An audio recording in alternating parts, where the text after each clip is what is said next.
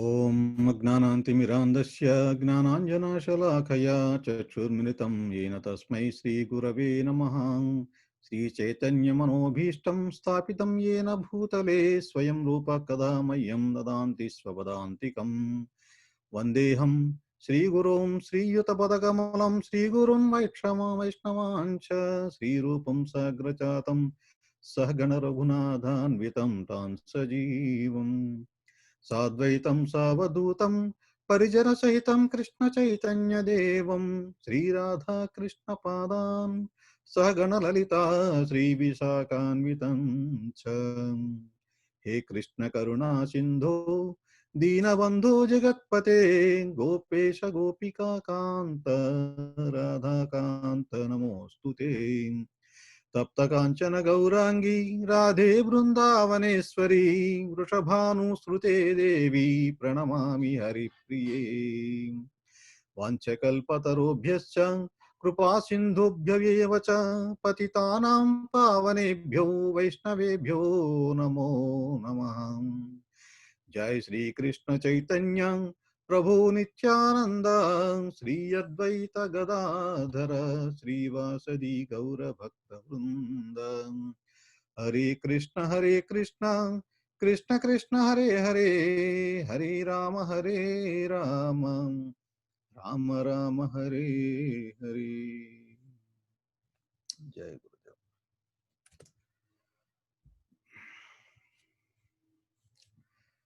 Welcome all of you. Hare Krishna. Almost 3 నెలలు దాటింది మనకి ఈ కార్యక్రమాలు స్టార్ట్ చేసి. మనం ప్రతి శనివారం అందరూ ఓపికగా వస్తున్నారు. ఇప్పుడు ఫస్ట్ చాప్టర్ అయింది మనకి. సెకండ్ చాప్టర్లో మనం 7 శ్లోకాల దాకా కవరప్ చేసాం. అయితే ఒకసారి రీక్యాప్ చేసి మనం 8వ శ్లోకానికి వెళ్దాం. ఫస్ట్ చాప్టర్లో మీకు ఆల్మోస్ట్ 2-3 సార్లు అంతా రివైజ్ చేసాం. దాంట్లో ఏమేమి ఉన్నాయి ఏంటన్నది కూడా. ఈవెన్ మన సుజాత మాతాజీ, మాధవి మాతాజీ ఇద్దరు కూడా పంపించారు ఆ యొక్క సారాంశం. లాస్ట్ వీక్ మనం ఏం చెప్పాము అన్నది అది కూడా ఒకసారి రిఫర్ చేసుకోండి. సో దట్ మీకు కొంత రివైజ్ చేసినట్టు ఉంటుంది. అది లాస్ట్ వీక్లో మనం మెయిన్లీ మనం మాట్లాడింది ఆందోళన, పర్ప్లెక్సిటీ, దాని గురించి మాట్లాడాం. అదేంటంటే మీకు మంచి ఎగ్జాంపుల్ చెప్పాను. ఒకటి హ్యాండిక్యాప్డ్ ఒక అతను మార్షల్ ఆర్ట్స్ నేర్చుకోవాలని చెప్పేసి గురువు దగ్గరికి వెళ్ళడం. గురువు ఫైనల్గా ఏంటంటే అతని యొక్క వీక్నెస్ ఏంటనేది ఐడెంటిఫై చేసి దానికి తగ్గ ట్రైనింగ్ ఇచ్చి వరల్డ్ ఛాంపియన్ అయినట్టుగా చేశాడు అన్నమాట ఆయన. అది ఒక అంటే గురువు యొక్క ఇంపార్టెన్స్, ఆయన యొక్క ఎటువంటి గురువు మనం చూసుకోవాలి, ఆ రకంగా దాని గురించి ఒక ఉదాహరణగా చెప్తాం అయింది. తర్వాత ప్రభుపాద, అది హిప్పీస్, వాళ్ళలో ఉన్నటువంటి వీక్నెస్ ఏముంది అంటే వాళ్ళకు ఒక రకమైన వెరైటీ కావాల్సి వస్తుంది. They are not with existing అవి తాగుడు, డ్రగ్స్, వీటితో వాళ్ళకి they don't have the pleasure మాట. ఆ ప్లెజర్ దేనివల్ల వస్తుంది అని చెప్పేసి ఒక రకమైనటువంటి అది వాళ్ళకి ఆలోచన దాంతో చూసుకుని ఆయన కృష్ణ అని చెప్పేసి కృష్ణ డిఫరెంట్ చూపించారు ఆయన. నేను బ్లూ కలర్ తర్వాత పీతాంబరం డ్రెస్, నెమలి పించం, గర్ల్ ఫ్రెండ్ రాధా, ఇలాగా అన్ని చెప్పి తర్వాత కౌబాయ్ ఒక అని చెప్పేసి అంటే చెప్పడం అయింది. అది చెప్పేసరికి వాళ్ళు కొంచెం అట్రాక్ట్ అయ్యారు ముందు వాళ్ళు దానికి. తర్వాత వాళ్ళు ఏమవుతున్నారంటే Krishna is nothing but our hippie ghat, ఆ రకమైనటువంటి ఆలోచనలో వాళ్ళు వచ్చారు. దాంట్లో చాలా మంది సన్యాసం కూడా తీసుకున్నారు. తర్వాత తీసుకుని చాలా మంది ఇప్పుడు టీచింగ్ లైన్ లో కూడా ఉన్నారు. అప్పుడు వాళ్ళ యొక్క అదృష్టం అది. ప్రభుపాద డైరెక్ట్ గా వాళ్ళతో రావడం చేయడం అంటది. తర్వాత chapter 2 Sankhya Yoga, analytical study of matter and spirit. దాని గురించి ఎక్కడైనా మీకు చెప్పాను. ఒకటి Gita, G stands for guru. శ్లోకాలు 2వ చాప్టర్లో 1వ శ్లోకం నుంచి 10వ శ్లోకం దాకా గురువు ఏంటన్నది అంటే గురుడు సరెండర్ అవడం. అర్జునుడు అంటే కృష్ణుడిని గురువు కింద స్వీకరించి ఆయన సరెండర్ అవుతాడు అనమాట. అది 2వ అధ్యాయంలో 10వ శ్లోకం దాకా ఉంటుంది. అది మనం 7 శ్లోకాల దాకా చేసాం. ఇంకొక 3 శ్లోకాలు అయితే then that topic of that guru will be done. తర్వాత నెక్స్ట్ ఐడెంటిటీ. ఐడెంటిటీ అంటే అసలు నేను ఎవరిని, హూ యామ్ ఐ, దాని గురించి డిస్కస్ చేస్తామట. అది ఆల్మోస్ట్ ఒక 20 శ్లోకాస్ ఉన్నాయి. అంటే మనం ఆత్మ, శరీరం కాదు, దానికి ఉండేటువంటి క్వాలిటీస్ ఏంటి, ఈ రకంగా డిస్కషన్ అంతా ఉంటుంది. అది ఇవాళ మెయిన్లీ ఆ టాపిక్ మీద ఉంటుంది మన డిస్కషన్. తర్వాత 2 డ్యూటీస్ ఉన్నాయి, రెండు రకాలైనటువంటి ధర్మాలు ఉన్నాయి మనకి. ఏంటంటే స్వధర్మ, నిత్య ధర్మ అని చెప్పేసి ఉంటాయి. అది కూడా చెప్పడం, అది కూడా తర్వాత శ్లోకాలు వస్తాయి అవన్నీ. స్వధర్మ అంటే మన యొక్క అంటే బాడీకి సంబంధించినటువంటి బాడీ స్పిరిట్ రెండు ఉంటాయి కదా. బాడీకి సంబంధించినటువంటి ఏ ధర్మాలు ఏవైతే ఉన్నాయో స్వధర్మ బట్ అంటారన్నమాట. నిత్య ధర్మ అంటే మన యొక్క సోల్ సంబంధించినటువంటి మనం చేసేటువంటి ఏవైతే పూజలు వాట్ ఎవర్ ఇట్ సోల్ సంబంధించి సోల్ మనకి ఆత్మకి ఆహ్లాదం కలిగించేటువంటి ఏ పని చేసినా కానీ అది మనతో పాటు వస్తుంది. అది జన్మ జన్మలకి అది నిత్యకర్మ అంటారు. ఆ రెండు ధర్మాలు మనం చేయాలి అవి. సో దాని గురించి వివరంగా మనం 31 శ్లోకాల నుంచి 53 శ్లోకాల దాకా ఇచ్చారు మనకి వివరణ దాని గురించి. తర్వాత ఆత్మారామ అంటే ఇంకా ధీరత్వం వస్తుందన్నమాట. 54 నుంచి 72 శ్లోక దాకా ఆత్మారామ అంటే సో సెల్ఫ్ సఫిషియెంట్ వాళ్ళకి అనమాట. ఆ రకమైన అది ఆ శ్లోకాలు వచ్చినప్పుడు అప్పుడు దాని గురించి మనం వివరంగా మాట్లాడదాం. తర్వాత నెక్స్ట్ గురువు గారు బాధ్యతల గురించి మాట్లాడాం లాస్ట్ వీక్. ఒకటేంటి వ్యాలిడేట్, రెండోది ఏంటి ఆప్టిమైజ్, అండ్ మూడోది నావిగేట్. వ్యాలిడేషన్ అంటే ఆయన మనం చేసేది కరెక్టా కాదా అంటే ఒక రిఫరెన్స్ తీసుకుని, వ్యాలిడేషన్ అంటే ఏంటి, ఒక రిఫరెన్స్ తీసుకుని దాని ప్రకారం మనం చేస్తుంది కరెక్టా కాదా అనేది చెప్పడం జరుగుతుందన్నమాట గురువు గారు. అంటే భాగవతం కానీ భగవద్గీత కానీ ఏదైనా ఒక రిఫరెన్స్ తీసుకుని ఆయన చెప్తారన్నమాట. మనం చేసేటువంటి ఏ పని అయినా సరే is it correct, yam I doing correct అన్నట్టు అది గురువు గారు చెప్పడం జరుగుతుంది. ఆప్టిమైజేషన్ అంటే మనం చేసేటువంటి పని ఏదైతే ఉందో దాన్ని కరెక్ట్గా ట్యూన్ చేస్తారు ఆయన. అది తర్వాత నావిగేషన్ అంటే మీకు ఎగ్జాంపుల్ ఒకటి చెప్పాను. ఏంటంటే ఫ్లైట్ కంట్రోల్ రూమ్ ఎక్కడో మన బాంబేలోనో హైదరాబాద్లో ఎక్కడో ఉంటుంది. అది అక్కడ నుంచి వెళ్ళే ఫ్లైట్ను వాళ్ళు కంట్రోల్ చేస్తుంటారు. అది మాట ఆ యొక్క నావిగేషన్. సో గురువు గారు చేసే అంటే మనం జీవితంలో ఏదైనా తప్పు మార్గంలో వెళ్ళే అవకాశం ఉంటుంది కాబట్టి ఆయన కంట్రోల్ చేస్తుంటారు గురువు గారు. కంట్రోల్ అంటే ఆయన నావిగేషన్ అనమాట. Like flight they are controlling at the control room. So అలా ఉంటుందన్నమాట అది. ఓకే, ఆ మూడింటి గురించి చెప్పడం జరిగింది. తర్వాత లోకాన్ని మూడు దృష్టిలో మూడు కోణాల్లో మనం చూడొచ్చు అన్నమాట. జ్ఞాన మార్గం అంటే డెమనైజెస్ ద మెటీరియల్ వరల్డ్. ఓకే, అంటే అటాచ్మెంట్ అనేది తగ్గుతుందన్నమాట. దాని గురించి చెప్పడం అయింది. తర్వాత కర్మ మార్గం అంటే రొమాంటైజెస్ ద మెటీరియల్ వరల్డ్, అంటే ఉన్నటువంటి అది ఎలా ఎంజాయ్ చేయాలి దాని ప్రకారం చేసుకుంటూ వెళ్తారు అన్నమాట. అది మేక్ అడ్జస్ట్మెంట్స్ దట్. భక్తి మార్గం అంటే హౌ టు యూటిలైజ్, ఎలా యూటిలైజ్ చేసుకోవాలి ఉన్న రిసోర్సెస్ చూసుకుంటూ మనం పైకి రావాలని చెప్పేసి ఆ రకంగా ఉంటుంది. 3 రకాల మార్గాలను చెప్పచ్చు. ఓకే, సో దీంతో ఇది మన యొక్క రీక్యాప్ లాస్ట్ వీక్ మనం ఏం చెప్పామన్నది అంతా కూడా చెప్పడం జరిగింది. ఇప్పుడు now we go to shlokas. ఇది ఇంతవరకు ఏమైనా డౌట్స్ ఉన్నాయి ఎవరికైనా? ఏదైనా చివరిలో చూద్దామా?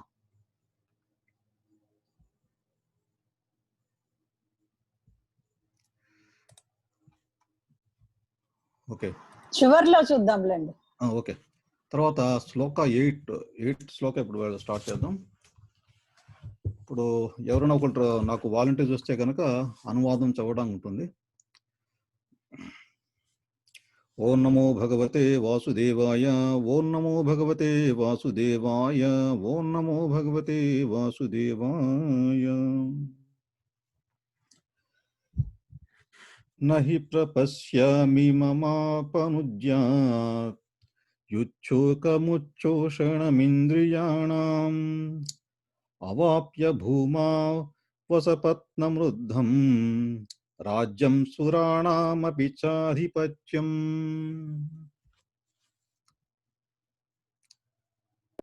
ఎవరు చదవచ్చా నేను? ఇంద్రియములను శోషింపచేయనటువంటి ఈ శోకమును తొలగించుకొను మార్గమును నేను గాంచలేకున్నాను. దేవతల స్వర్గాధిపత్యము వలె సంపత్సమృద్ధమును మరియు శత్రు రహితమగు రాజ్యమును ధరిత్రిపై సాధించినను ఈ శోకమును నేను తొలగించుకొనజాలను. ఇక్కడ అర్జునుడు ఏమంటున్నాడంటే,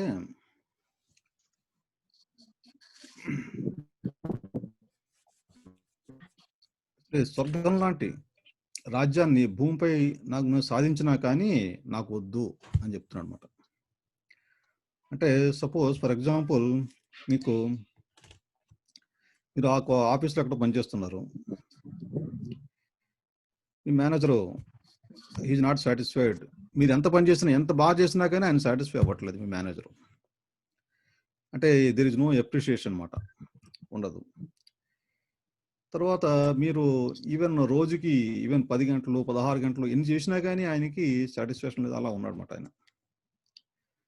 ఓకే. సో ఫైనల్లీ మీకు ఏమనిపిస్తున్నప్పుడు, ఈ జాబ్ వద్దు, నాకు ఏం వద్దురా బాబు అని అనిపిస్తుంది మనకి. అంటే ఎంత చేసినా కానీ మనకు అవతల వాడికి అప్రిషియేషన్ ఉండదు, అప్పుడు మనం ఉండదు అని చెప్పేసి అంటే అవతల వాళ్ళ అప్రిషియేషన్ కోసం మనం పనిచేస్తూ ఉంటాం జనరల్గా. చేస్తున్నప్పుడు దానివల్ల ఏమవుతుందంటే, సో వాళ్ళు ఎప్పుడైతే అప్రిషియేషన్ చేయలేదో, అంటే ఆ మేనేజర్ ఒక్కొక్క క్యారెక్టర్ ఒక్కోలా ఉండొచ్చు అది.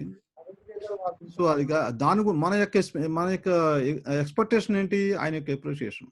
అది చేయట్లేదు కాబట్టి నాకు ఇక్కడ పని చేయను, ఈ రకమైనటువంటి ఆలోచనలు ఉంటారు కొంతమంది. ఇట్లాగా ఇప్పుడు అర్జునుడు కూడా సిమిలర్ వే, నాకు ఎంత యుద్ధం చేసి ఇటువంటి స్వర్గం లాంటి రాజ్యం నాకు వచ్చినా కానీ నాకు వద్దు, నేను చెయ్యను, ఆ రకమైన భావంలో చెప్తున్నాడు అన్నమాట. తర్వాత శ్లోకం. సంజయ ఉవాచ. ఇప్పుడు మళ్ళీ సంజయుడు చెప్తున్నాడు ఎవరితోటి, ధృతరాష్ట్రుతోటి. ఏవముక్త్వా హృషీకేశం గుడాకేశ పరంతప నయోత్సయితి గోవింద ముక్త్వా తీష్ణం బభూవః.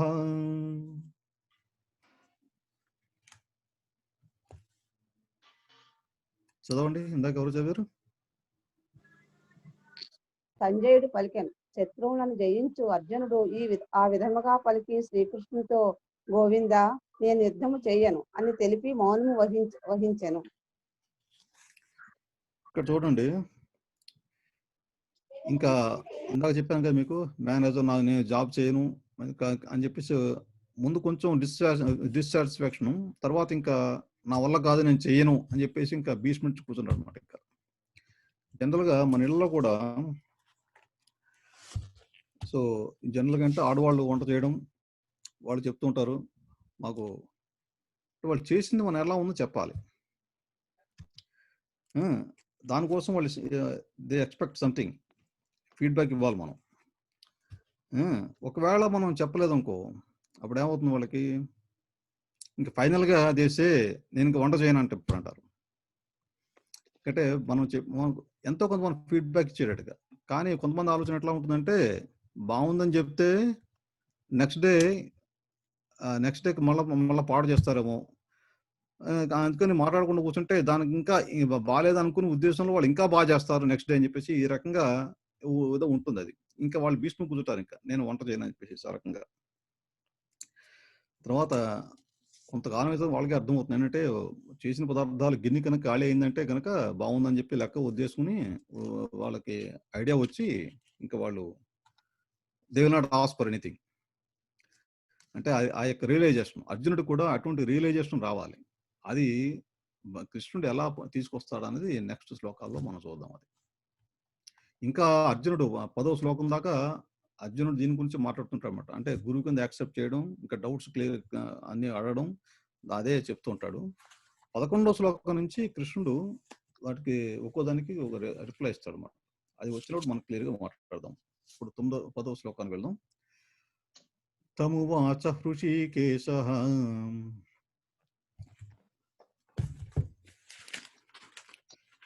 తమువాచ హృషీకేశః ప్రహసన్నివ భారత సేనయోరుభయోర్मध्ये విషీదంతమిదం వచః.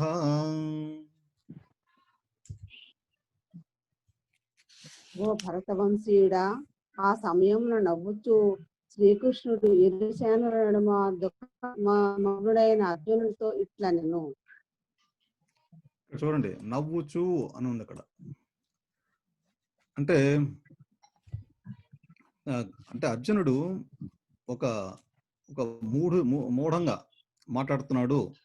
అంటే ఇప్పుడు సపోజ్ మన చిన్నపిల్లలు అలాగే ఏమైనా గోల చేసి నేను మళ్ళా వాళ్ళతో ఆడుకోను, నేను తర్వాత ఆ టీచర్ క్లాస్ చెప్తే నేను వెళ్ళను, ఈ రకంగా ఏదైనా అన్నారు అనుకోండి, అప్పుడు మనకు కూడా అనిపిస్తుంది కదా, ఈ చిన్నపిల్లడు ఇలా మాట్లాడతాడని ఒక రకం నవ్వుతాం.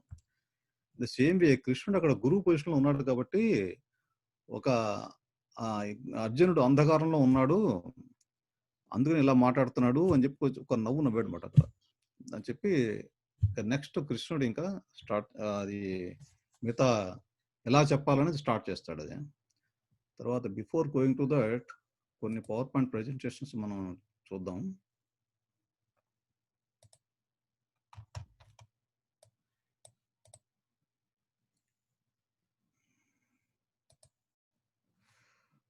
ఓకే, ఇంతవరకు ఏంటంటే గురువు అన్నది అర్జునుడు కృష్ణుడిని గురువు కింద యాక్సెప్ట్ చేయడం, సో నువ్వే నాకు చెప్పని చెప్పేసి రకమైన శరణాగతి చేశాడు అనమాట. అది అంతవరకు అయింది అది. So will just go to next shloka and we talk about the, మీకు అంది వివరంగా పవర్ పాయింట్లో చూపిస్తాను. అది నెక్స్ట్ 11వ శ్లోకం ఏంటంటే, శ్రీ భగవాన్ ఉవాచ అశోచ్య నవశోచస్త్వం ప్రజ్ఞావాదాంశ భాషసే గతాసు నగతాసూం చ నాను శోచంతి పండితాః.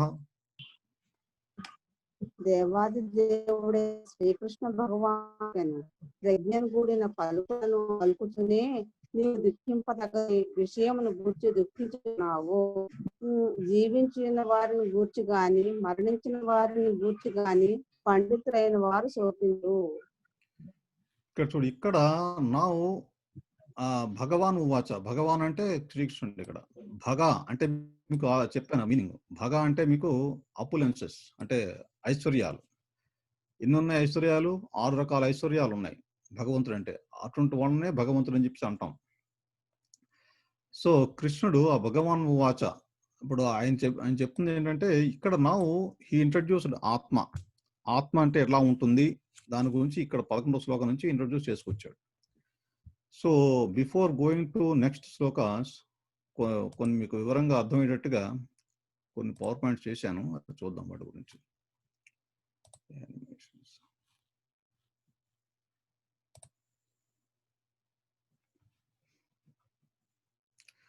ఒకసారి ప్రభుపాదానికి ఒక చిన్న హై స్కూల్ లెవెల్లో పిలిచారన్నమాట. హై స్కూల్కి వాళ్ళకి అంటే ప్రవచనం ఇవ్వమని చెప్పేసి భగవద్గీత వాటి గురించి. అంటే జనరలీ భగవంతుడు ఉన్నాడా లేదా దీని గురించి జనరల్ టాపిక్ మాట్లాడమని చెప్పారన్నమాట. ఆయన సరే స్కూల్కి వెళ్ళారు. వెళ్ళి పిల్లలకి భగవద్గీత, తర్వాత ఈ కర్మ టాపిక్, తర్వాత ఆత్మ, నేను బాడీ కాదు నేను ఆత్మని, ఈ రకంగా మనం చెప్తున్నాం అనుకోండి, ఆత్మకు చావు లేదు, ఆత్మ అగ్నితో కాల్చలేము, నీళ్ళలో ముంచలేము, ఈ రకంగా చెప్పామనుకోండి, పిల్లలకి అర్థమవుతుందా? అందుకని ఫస్ట్ ఆఫ్ ఆల్ వాళ్ళకి అర్థమయ్యే రీతిలో ఎలా చెప్పుకొచ్చారో చూడండి. ఒక కుర్రాన్ని పిలిచారన్నమాట. పిలిచి చెయ్య చూపించారు. ఇది ఏంటి అన్నారు. వాడు ఏమన్నాడంటే, నా యొక్క తల, నా యొక్క చెయ్యి, నా యొక్క హస్తం అంటాడు, మై హ్యాండ్. అలాగే తల చూపించి నా యొక్క తల అంటాడు. కాళ్ళు చూపించాడు, నా యొక్క కాళ్ళు. ఇదంతా చూపించి నా యొక్క శరీరం అంటాడు. ప్రజలు చూడు, మై మై మై అంటే నా యొక్క అంటున్నావు. అంటే అది నువ్వెవరు అని అడిగారు ఆయన. అంటే ఇప్పుడు వాడు సమాధానం చెప్పలేడు. నువ్వెవరు అంటే, there is a spirit that is lying in you, that is nothing but you అని చెప్పేసి వాళ్ళకి ఆ పిల్లలకి అర్థమయ్యేటట్టుగా ఆయన అట్లా చెప్పుకొచ్చారు అనమాట. అది అలాగా ఒకటి అంటే ఆత్మ, we are we are not the body, we are atma అని చెప్పేసి వాళ్ళకి అర్థమయ్యే రీతిగా చెప్పుకొచ్చారు. తర్వాత గురు శిష్య సంబంధం గురించి ఇది ఎట్లా ఉంటుందన్నది మన యొక్క వేదాసులో చూసినట్టయితే ఒక శ్లోకం ఉంది, చాలా మందికి ఇది వచ్చే ఉంటుంది. సహనా భవోం సహనా భవతు సహనౌ భునస్తు సహ వీర్యం కరవావహై తేజస్వినామధీతమస్తు మా విద్విషావహై. ఓం శాంతి శాంతి శాంతి. ఇక్కడ చూడండి, దాని మీనింగ్ ఎలా ఉందో అర్థం చేసుకోండి. సహనాభావతో అంటే గురువు శిష్యుడు ఏంటంటే విల్ స్టడీ టుగెదర్, దాని మీనింగ్ అన్నమాట. ఇద్దరం కలిసి చదువుదాము, వేదాస్ ఏమున్నాయి, ఇద్దరం కలిసి చదువుదాము, will come together and study together అని చెప్పి దాని మీనింగ్ అన్నమాట. సహనౌ భునస్తు అంటే we enjoy the fruits of study together, అంటే ఈ యొక్క ఫలితం ఏదైతే ఉందో ఈ చదవడం వల్ల అది కలిసి పంచుకుందాం అన్నమాట. సహనౌ భునస్తు. నెక్స్ట్ తర్వాత ఏంటి, సహ వీర్యం కరవావహై. సహవీర్యం కరవావహై అంటే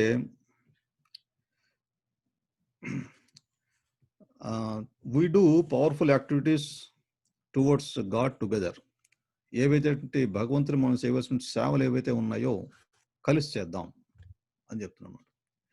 తేజస్వి నామధీతమస్తు నామధీతమస్తు అని చూడండి, అంటే ఇది మే అవర్ ఇంటెలిజెన్స్ బి బ్రైటెండ్, అంటే మన యొక్క ఇంటెలిజెన్స్ ఏదైతే ఉందో అది లెట్ ఇట్ బి షైన్ అయ్యేటట్టుగా చేద్దాం, కలిసి చేద్దాం చెప్పి అంటున్నాడు. నెక్స్ట్ ఫైనల్ గా చూడండి, మా విద్విషావహై.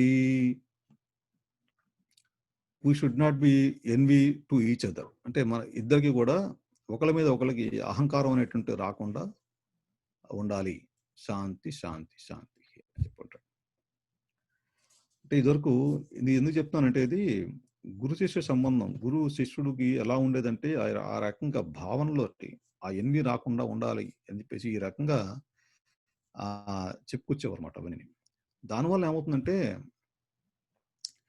నేను ఈ బాడీని, నేను యొక్క ఆత్మని, నేను ఈ బాడీని కాదు, ఆ రకమైనటువంటి భావన వస్తుంది. ఎప్పుడైతే మనం మన యొక్క ఐడెంటిఫికేషన్ విత్ బాడీతో మనం చేసామో అప్పుడు ఇవన్నీ వస్తాయి, అసూయలు అవన్నీ కూడా. ఒకళ్ళ మీద వాడు బాగా పైకి వస్తున్నాడు, వాడిని ఎలా పడగొట్టాలి, ఈ రకమైనటువంటి అసూయ ఇవన్నీ కూడా వస్తాయి. ఎప్పుడు ఐడెంటిఫికేషన్ మన ఆత్మతో మనం చేసుకుంటామో అటువంటివన్నీ పక్కకి వెళ్ళిపోతాయి. అందుకనే ఇటువంటి శ్లోకాలు గురుగారు చెప్పించేవారు పిల్లల చేత. తర్వాత ఒక చిన్న ఫార్ములా ఉంది మ్యాథమెటిక్స్ లో, అందరూ తెలిసిందే ఇది, a+b², a² + 2ab + b². మీరు ఒక పెద్ద మ్యాథమెటికల్ ఫార్ములా ఒకటి ఒక సమ్ మీద ఇచ్చారు, దాంట్లో ఫస్ట్ స్టెప్ ఇది మాట. ఈ ఫస్ట్ స్టెప్ కనుక మనం రాంగ్ వేసాం అనుకోండి, తర్వాత స్టెప్స్ ఎన్ని కరెక్ట్ గా వేసినా కానీ ఫైనల్ గా ఆన్సర్ మనకి రాంగ్ వస్తుంది, అది అంతే కదా. అలాగే మన యొక్క ఫస్ట్ స్టెప్ మన ఐడెంటిఫికేషన్, మనం ఈ శరీరము అనేటువంటి తప్పు అర్థం కనుక మనం ఫస్ట్ పాయింట్ మనం పెట్టాము అనుకో, తర్వాత ఎన్ని కరెక్ట్ చేసినా కానీ మళ్ళా అన్ని తప్పే అవుతాయి. చివరికి ఫైనల్ గా మన ఆన్సర్, ఫైనల్ రిజల్ట్ ఏంటి, at the time of death మనం భగవంతుని తలుచుకోవాలి, ఆ యొక్క ప్రక్రియ జరగదు అది. ఎందుకంటే ఫస్ట్ స్టెప్ మనం చేసింది రాంగ్ అది. ఎందుకు, మన ఐడెంటిఫికేషన్ మన యొక్క శరీరం అని చెప్పేసి ఆ యొక్క జాస్లోనే ఉంటాం మనం, దానికి సంబంధించినటువంటి మేకప్లు అది ఇది అని చేసుకుంటూ ఉంటాం. అంటే శరీరానికి పోషణ అవసరం, ఎందుకంటే అది భగవన్నాంశం చేయాలి, భగవంతుడు సేవ చేయాలి, తర్వాత మన యొక్క డైలీ కార్యక్రమం మనం చేసుకోవాలి, దానికి ఎంత పోషణ కావాలో అంతే అవసరం చేయాలి మనం. అంతేకాని మన దగ్గర డబ్బులు ఉన్నాయని చెప్పేసి కంటిన్యూస్ గా తినడం లేదంటే ఎంజాయ్మెంట్ చేసుకుంటే దానివల్ల యూజ్ లేదు. అందుకే ఎంతవరకు ఇచ్చారో, మనకి ఎంతవరకు అవసరం ఉందో మన యొక్క ఫెసిలిటీస్ అవన్నీ వాడుకుంటూ మనం చేసుకుంటూ వెళ్ళాలి. లేకపోతే ఏంటి, మీకు చాలా చాలా స్లైడ్లో చెప్పాను మీకు ఏంటది, అలాగా మనకి బాడీని సరిగ్గా యూటిలైజ్ చేసుకోకపోతే ఉన్న ఫెసిలిటీస్ని ఏమంటారు దాన్ని లోభి అనేటువంటి పిలుస్తారు వాడిని. తర్వాత that's point who am I అంటే నేను ఎవరిని అనేటువంటి పాయింట్ మనకు అర్థం అవ్వాలి. First step in our life that should be understood. అప్పుడు ఆ యొక్క స్టెప్ కనుక కరెక్ట్ వేసినట్టయితే మనకు ఫైనల్గా మనకు వచ్చినట్టు ఆన్సర్ అంతా కూడా కరెక్ట్గా ఉంటుంది. తర్వాత ఇంకొకటి మ్యాటర్ డజంట్ మ్యాటర్ అంటే ఇటువంటి పదార్థాలు ఏవైతే ఉన్నాయో doesn't matter, don't worry about all those things అన్నమాట. ఓకే, నెక్స్ట్ ఇంకోటి ఈ యొక్క 2వ అధ్యాయం సాంఖ్యయోగ. సాంఖ్యయోగ యాక్చువల్గా స్టార్ట్ అయింది ఇక్కడే, మనకి 11th శ్లోకం నుంచి స్టార్ట్ అవుతుంది. ఎంతవరకు ఏంటంటే అర్జునుడు డౌట్స్ అని అడుగుతున్నాడు. ఈ 11th శ్లోకం నుంచి మనకి సాంఖ్యయోగ. సాంఖ్యయోగ అంటే ఏంటి? The analytical analysis between spirit and body. అంటే మన యొక్క శరీరానికి ఆత్మకి ఎనాలిసిస్ మాట, ఎనాలిటికల్ స్టడీ చేసేదాన్ని సాంఖ్యయోగ అంటారు అన్నమాట. తర్వాత ఈ సాంఖ్యయోగాని ఒక 4 పాయింట్లు చెప్పచ్చు అన్నమాట. అది ఎట్లా వస్తుందంటే solid foundation for our spiritual life ఒకటి, అంటే ఆధ్యాత్మిక మన జీవితానికి బలమైన పునాది.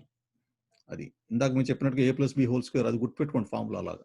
అంటే ఫస్ట్ స్టెప్ మనం ఏదైతే వేస్తామో అది జీవితం మంచి పునాది మాట. సెకండ్ది ఏంటంటే తితిక్షం అంటే టాలరెన్స్, అంటే టాలరెన్స్ తెలుగులో మనకి ఓపిక, సహనం. సహనం అనేటువంటిది అది ఎలా అది అది అది వస్తుంది సాంఖ్యయోగంలో, దాని గురించి వస్తారు. సహనం అంటే ఏంటనేది ఎలా ఉంటుందనేది. సహనం అనగానే ఫస్ట్ మనకి ఎవరు గుర్తు రావాలి? కుంతీదేవి. ఆవిడ పడినటువంటి కష్టాలు ఎవ్వరూ పడలేదు అది, కానీ చివరిలో మళ్ళీ కష్టాలే కావాలని కోరుకుంది కృష్ణుడు కూడా. ఎందుకంటే కష్టాల్లో ఉంటేనే నేను తలుచుకుంటాను, నేను అందుకు నాకు కష్టాలే ఇయ్యని చెప్పి పాపం కోరుకుంది ఆవిడ. అలాగా అంటే ఆ యొక్క అంత యొక్క టాలరెన్స్ ఆవిడకి, మన యొక్క సహనశీల్ అంటారు, సహనం అంత ఉంది ఆవిడకి కుంతీదేవి. ఇది సాంఖ్యయోగాలో వస్తుందన్నమాట పాయింట్ మనకి. తర్వాత సేవ్స్ ఫ్రమ్ సూడో స్పిరిచువాలిటీ, అవాస్తవమైన ఆధ్యాత్మికత నుంచి కాపాడుతుంది. సూడో స్పిరిచువాలిటీ అంటే ఇప్పుడు మీకు there are 2 things, ritual, spiritual. Ritual అంటే ఏంటంటే మనం చేసేటువంటి పూజలు అవి ఉంటాయి కదా, వాటిని రిచువల్ ఉంటుంది. అంటే which are connected with body. తర్వాత ritual activities. Next spiritual activities with are connected with ఆత్మ. అంటే మన ధ్యానం కావచ్చు, ఇవన్నీ చేస్తాం కదా, అవన్నీ కూడా ఆత్మకు సంబంధించినవి, రిచువల్, స్పిరిచువల్. ఇప్పుడు ఒక చిన్న ఎగ్జాంపుల్ చెప్తాను మీకు దీనికి. సూడో స్పిరిచువాలిటీ అంటే అవాస్తవమైన ఆధ్యాత్మం. అంటే కొంతమంది యాక్షన్ చేస్తుంటారు అన్నమాట, ఒక రకమైనటువంటి యాక్షన్ చేయడం అట్లా ఉంటుంది. అది అంటే వాళ్ళకి తెలియదు పాపం, అంటే మన సాంప్రదాయం అలా వచ్చింది అందుకని అలా చేస్తున్నాం అని చెప్పేసి ఆ రకంగా ఫాలో అవుతుంటారు వాళ్ళు. ఒకసారి ఒక పెళ్లి జరుగుతోంది. ఆ పెళ్లిలో ఏంటంటే సగం పెళ్లి అవుతోంది. అయిన తర్వాత ఒక పెద్ద ఆవిడ వచ్చి ఇది పిల్లేదందట. పెళ్లిలో పిల్లి ఏంటంట అన్నట్టు, పిల్లి లేకుండా పెళ్లి ఏంటన్నట్టు వాళ్ళు. ఆవిడ పెళ్లికి పిల్లికి సంబంధం ఏంటి చెప్పారండి, అందరూ ఆశ్చర్యపోతున్నారు అనమాట. ఆశ్చర్యపోతుంటే ముందు పిల్లి ఉంటే కానీ పెళ్లి అవడం లేదంట ఆవిడ. అంటే అప్పుడు సరే ఎక్కడో మొత్తానికి పక్కింట్లోనే ఎక్కడో పట్టుకుని ఒక పిల్లిని పట్టుకొచ్చారు. ఇప్పుడు ఏం చేయమంటామంటే ఆ పిల్లిని అక్కడ పెట్టి కింద దానిపైన ఒక గంప బోలించడం అన్నట్టు అందుట ఆవిడ. సరే పిల్లిని పెట్టి పైన గంప బోలించి దానికి ఊపిరాడడం కోసం, అది గంప అంటే కొంచెం ఉంటుంది కదా, మన చిల్లులు ఏవో ఉంటాయి, దాని నుంచి ఊపిరాడుతుంది అనుకోండి దానికి, అలా పెట్టారు. దాన్ని పెళ్ళి అయ్యేదాకా దాన్ని అట్లాగే ఉంచారు. సరే కొంతమందికి అర్థం కాల, ఇదేంటిది పిల్లిని గంపలో ఉంచడం ఏంటి పెళ్ళి అవుతుంటే అని చెప్పేసి ఒక పెద్ద మనిషి అడిగారట. ఎందుకమ్మా అట్లా పెట్టారు అని అడిగారట. ఎవరైతే చెప్పిందో ఆవిడ ఏమందంటే, నా పెళ్ళిలో అలాగే చేశారు మరి, అందుకనే అలా పెట్టమన్నాను అన్నట్టు. ఆహా, నీ పెళ్ళిలో అలా చేశారా, అయితే మీ అమ్మ ఎక్కడ ఉందనంట. వాళ్ళ అమ్మ దగ్గరికి వెళ్ళాడు. ఆవిడ కూడా అంతే అలా చెప్పినట్ట, మా పెళ్ళిలో ఇలా చేశారు, తర్వాత అలా అలా ఎంతవరకు బతుకున్నారో ఆ యొక్క పరంపర అంతవరకు వెళ్ళి అడిగారు. చివరికి ఒక ఆయన ఇంకా ఉత్సాహం పట్టలేక దాని గురించి రిసర్చ్ చేశాడు అనమాట. ఏంటి అసలు ఎందుకు ఇలా పెడుతున్నారు వీళ్ళ అని చెప్పేసి. అంటే ఒక ట్రెడిషనల్ ఫ్యామిలీ ఇండియాలో ఉంది ఇప్పటికీ అలాగా. ఏంటంటే యాక్చువల్‌గా ఒకసారి ఏం జరిగిందంటే పెళ్లి జరుగుతుంటే పిల్లొచ్చి చప్పుడు చేయడం, ఆ పదార్థాలను పాడు చేయడం ఇలా ఏవో చేసిందట. చేస్తుంటే దాన్ని చంపడం ఎందుకని చెప్పేసేసి దాన్ని ఎంత తవ్వినాక మళ్ళా వస్తోందది. పాలు ముట్టుకునేది ఇట్లా ఏదో చేస్తోందన్నమాట ఆ పెళ్లిలో వాళ్ళకి. అప్పుడు ఏం చేశారంటే దానిపైన అది అటు ఇటు కదలకుండా పెళ్ళయ్యేదాకా జాగ్రత్తగా ఉండమని చెప్పి దానిపైన గంప బొలించారట అప్పుడు. దాంతోటి అప్పటినుంచి అదొక ఆచారం అయిపోయింది వాళ్ళకి. ఒక పెళ్ళైతే పిల్లుండాలి. పిల్లి పైన గంప ఉంచాలని చెప్పేసి ఆ రకమైన ఆచారం. అది సూడో స్పిరిచువాలిటీ అన్నమాట. అంటే అర్థం కాకుండా మనం చేసేవి ఉంటాయి కదా! అవన్నమాట. నిన్న లాస్ట్ సండే ఒక ఇంగ్లీష్ క్లాస్‌లో ఒకాయన అడిగారు. శ్లోకాలు నేర్చుకుంటాం. వాటి గురించి ప్లస్ అంతా చేస్తాము. మా అబ్బాయి వాటి మీనింగ్ చెప్పి దానికి తగ్గటువంటి అవగాహన ఉంటే కానీ మా అబ్బాయి చదవడండి అన్నారు ఒకాయన. అంటే ఇస్కాన్‌లో మా యొక్క పిల్లల క్లాస్‌లో అదే చెప్తామండి. ప్రతిదానికి అర్థం చెప్పి దాని తగ్గ వాళ్ళకి వాళ్ళ లెవెల్‌లో అర్థమయ్యేటట్టుగా చెప్పి దాన్ని ముందుకు తీసుకెళ్ళే ప్రయత్నం చేస్తామని చెప్పామన్నమాట. అదన్నమాట. అంటే మనం చేసే పని ఏదైనా సరే కరెక్ట్‌గా నేర్చుకొని చేస్తే ఉండాలి. Otherwise it will become pseudo spirituality ఆ రకంగా ఉంటుందన్నమాట. నెక్స్ట్ నాలుగోది ఏంటంటే మనం కలవరబట్టే పరిస్థితులు ఉంటాయి. లాస్ట్ క్లాస్‌లో వివరంగా చెప్పాను దాని గురించి. సో, ఆ యొక్క డిసిషన్ అటువంటి పరిస్థితి వచ్చినప్పుడు మనం డిసిషన్ ఎట్లా తీసుకోవాలి అనేది ఈ సాంఖ్యయోగం నుంచి మనం నేర్చుకోవచ్చు అన్నమాట. ఓకే. ఇది రెండో చాప్టర్‌లో మనకి 30 శ్లోకాల దాకా కూడా ఈ సాంఖ్యయోగం గురించి ఉంటుంది. దాని గురించి మనం వివరంగా నేర్చుకునే ప్రయత్నం చేద్దాం. తర్వాత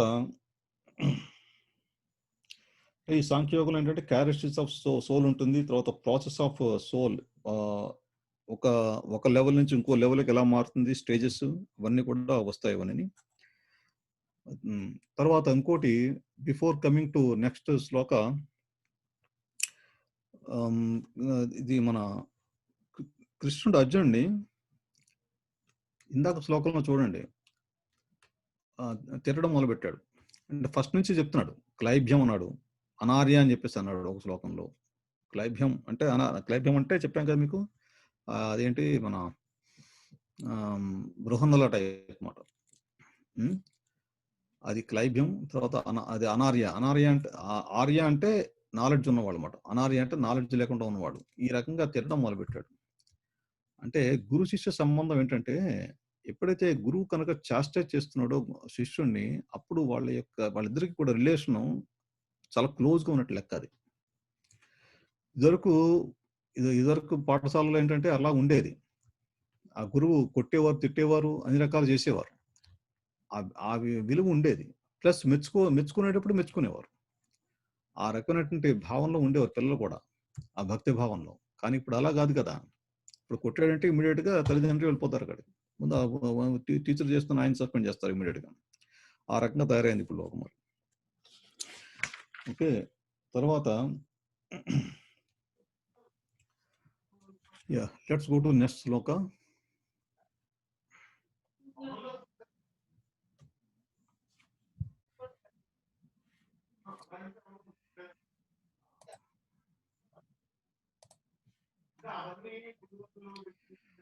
ఓకే.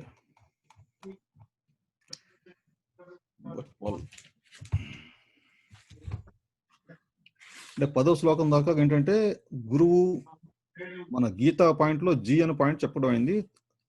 ఐడెంటిటీ సెకండ్ది. అది 11వ శ్లోకం నుంచి 30 శ్లోకం దాకా ఉంటాయి అన్నమాట. ఓకే. ఇప్పుడు 12 శ్లోకాలు చదువుదాం. నత్వేవాహం జాతు నాశం నత్తం నేమే జనాధిపాః నచైవ న భవిష్యామః సర్వే వయమతః పరం. నేను గాని నీవు గాని ఈ రాజులందరూ గాని నిలిచియుండని సమయం ఏదియును లేదు. ఇక ముందు భవిష్యత్తునందు మనం ఎవ్వరం ఉండకపోము. ఏమంటున్నాడు ఆయన, మనం ఆల్వేస్ ఉంటాం, ఎప్పటికీ ఉంటాం ఇక్కడ అని చెప్తున్నాడు అనమాట ఆయన. సో ఇక్కడ రెండు విషయాలు మాట్లాడుతున్నాడు కృష్ణుడు. నిత్యం, eternality and individuality. Eternality and individuality.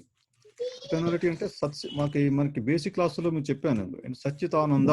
ఆత్మ అన్నది ఏంటి? సచ్చితానంద అని చెప్పుకొచ్చాం. సత్ అంటే అనాది, ఎప్పటి నుంచో ఉంది, దానికి పుట్టుక లేదు, ఎప్పటి నుంచో ఉంది. అది దాన్ని ట్రేస్ చేయాలన్నమాట. పుట్టుక అంటే దానికి కెనాట్ ట్రేస్ ఇట్ అవుట్. చిత్ అంటే నాలెడ్జ్ ఉంది దానికి. ఆనంద is a bliss.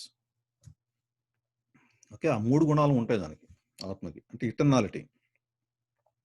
Next individuality. ఆత్మ అనేది ఇండివిజువల్ అది. సో లాస్ట్ వీక్ శ్రీవల్లి ఒక డౌట్ అడిగారు, ఏంటంటే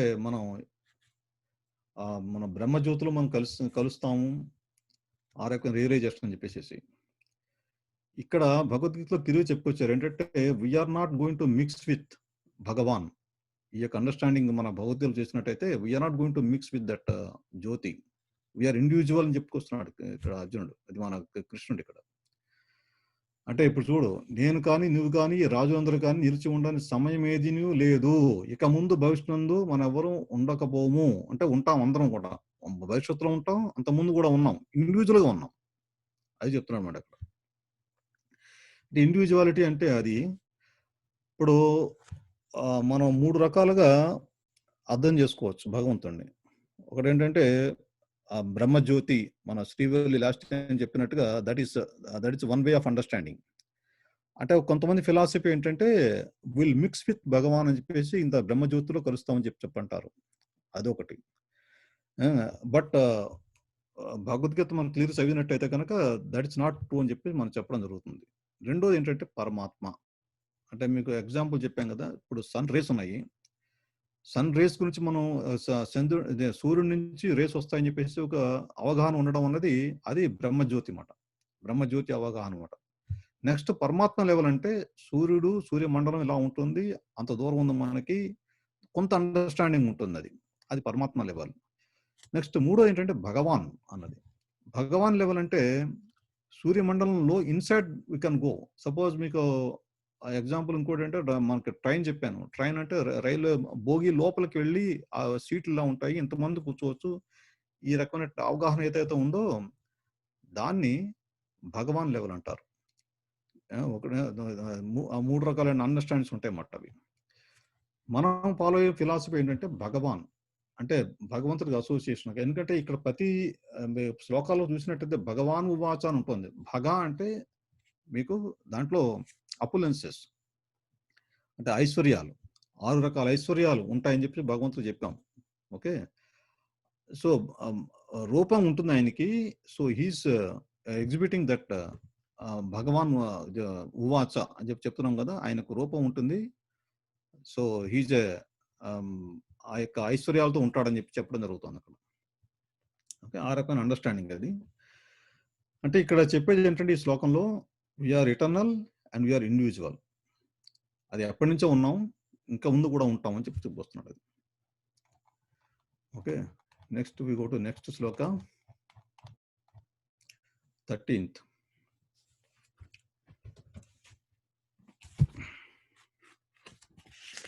దేహినోస్మిన్ యథా దేహే కౌమారం యవ్వనం జరా తథా దేహాంతర ప్రాప్తి ధీరస్తత్ర న ముహ్యతి. దేహదారి నిరంతరముగా ఈ దేహమునందు బాల్యము నుండి యవ్వనమును, యవ్వనము నుండి వృద్ధాప్యమును క్రమముగా పొందుతున్నట్లు జీవాత్మ కూడా మరణ సమయమున మరొక దేహమును పొందును. అట్టి మార్పుచే ధీరుడు ఎప్పుడునూ మోహము నందడు. ఇక్కడ చూడండి, ఇది ప్రూఫ్ ఆఫ్ సోల్ ఎగ్జిస్టెన్స్ ఎప్పుడు వస్తున్నాడు ఆయన అంటే, మనకి ఆత్మ ఉన్నది అని చెప్పి ప్రూవ్ చేస్తున్నాడు ఇక్కడ. అంటే మన బాడీ మారుతోంది, కౌమారం యవ్వనం జర అన్నారు. అంటే యవ్వనం చిన్నతనం, యవ్వనం, తర్వాత ముసలితనం, ఇవన్నీ వస్తాయి మనకి. అదన్నీ changes will happen to only to body. మన శరీరానికి వస్తుంది కానీ మన ఆత్మ కాదు. ఆత్మ ఎప్పుడు కూడా అలాగే ఉండదు అని చెప్పుకొస్తున్నాడు అనమాట ఆయన. సో కానీ ఆత్మ ఉన్నది అంటే ఎలా చెప్తాం అది? అది ప్రూఫ్ ఆఫ్ ఎగ్జిస్టెన్స్. అంటే ఆ యొక్క కాన్షియస్‌నెస్.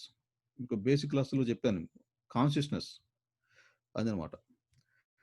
ఒక ఒకాయన అంటే ప్రవచనం చెప్పే ఒకాయన ఇస్కాన్ నుంచి ఒకాయన ఇక్కడ అమెరికాకి వచ్చారు ఒకసారి. వచ్చి ఒక చోట చెప్తున్నారన్నమాట. I am not this body అని చెప్పి చెప్పుకొస్తున్నారు ఉపన్యాసం ఆయన. ఒక పెద్దాయన లేచాడన్నమాట. అమెరికన్. లేచాడు ఆయన. లేచి if I'm not this body whose body I am అని అడిగాడు. అంటే ఆయన వల్ల అండర్స్టాండింగ్ చూడండి. అంటే ఈయన ఉద్దేశం చెప్పడం ఏంటి? ఐఎమ్ నాట్ దిస్ బాడీ అంటే ఐఎమ్ సోల్, నేను ఒక ఆత్మని, నేను శరీరాన్ని కాదు అని చెప్పుకొస్తున్నాడు పాపం ఆయన. ఆయనేమో నేను ఈ శరీరాన్ని కాకపోతే నేను ఎవరి శరీరాన్ని అడుగుతున్నాడు ఆయన. అలాగా అందుకని మనం అర్థం చేసుకునే పద్ధతులు కరెక్ట్ గా చేసుకుని ముందుకు వెళ్ళే ప్రయత్నం చేయాలి. అది తర్వాత శ్లోకానికి వెళ్ళి మళ్ళా పవర్ పాయింట్ లో కొన్ని మీకు చూపిస్తాను. అది 14వ శ్లోకం.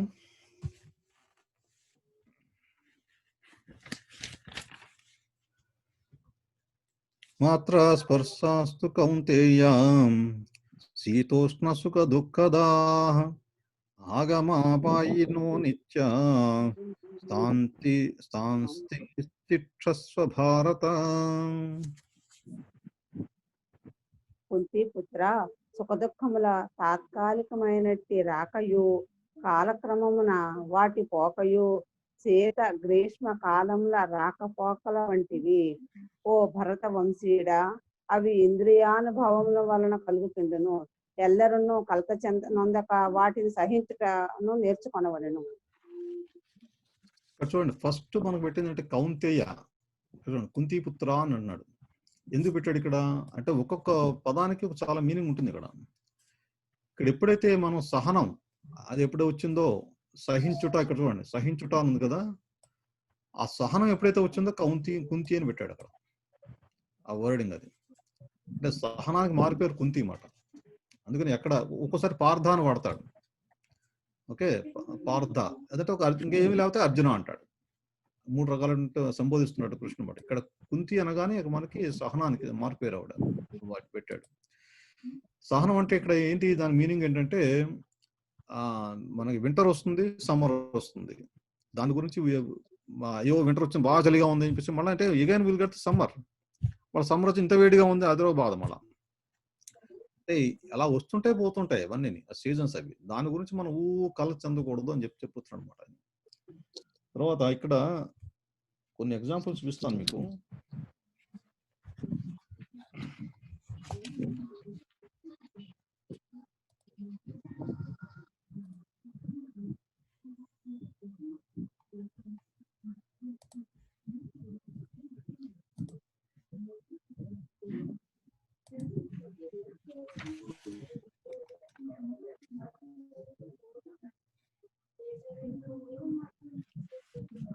ఏంటంటే ఒకటి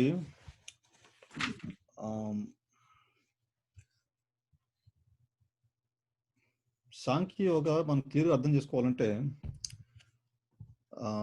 we should know the difference between flesh and spirit. Flush అంటే అది మన ఈ మాంసం శరీరం ఏదైతే ఉందో అది మాట. దానికి ప్లస్ ఆత్మకి డిఫరెన్స్ ఏంటని కరెక్ట్గా మనం తెలుసుకోవాలి. ఇప్పుడు అది ఎట్లా అంటే సపోజ్ డిమాండ్స్ ఆఫ్ బాడీ మాట. అంటే మనకి ఫ్లష్ అంటే బాడీ సంబంధించి, శరీరం సంబంధించింది. ఇప్పుడు మనకి పొద్దున్న లేవబుద్ది 5, ఫస్ట్ ఆఫ్ ఆల్ ఎగ్జాంపుల్ చెప్పాలంటే పొద్దున్న లేవబుద్ది 5 అంటే అది బాడీకి సంబంధించినటువంటిది. ఓకే, తర్వాత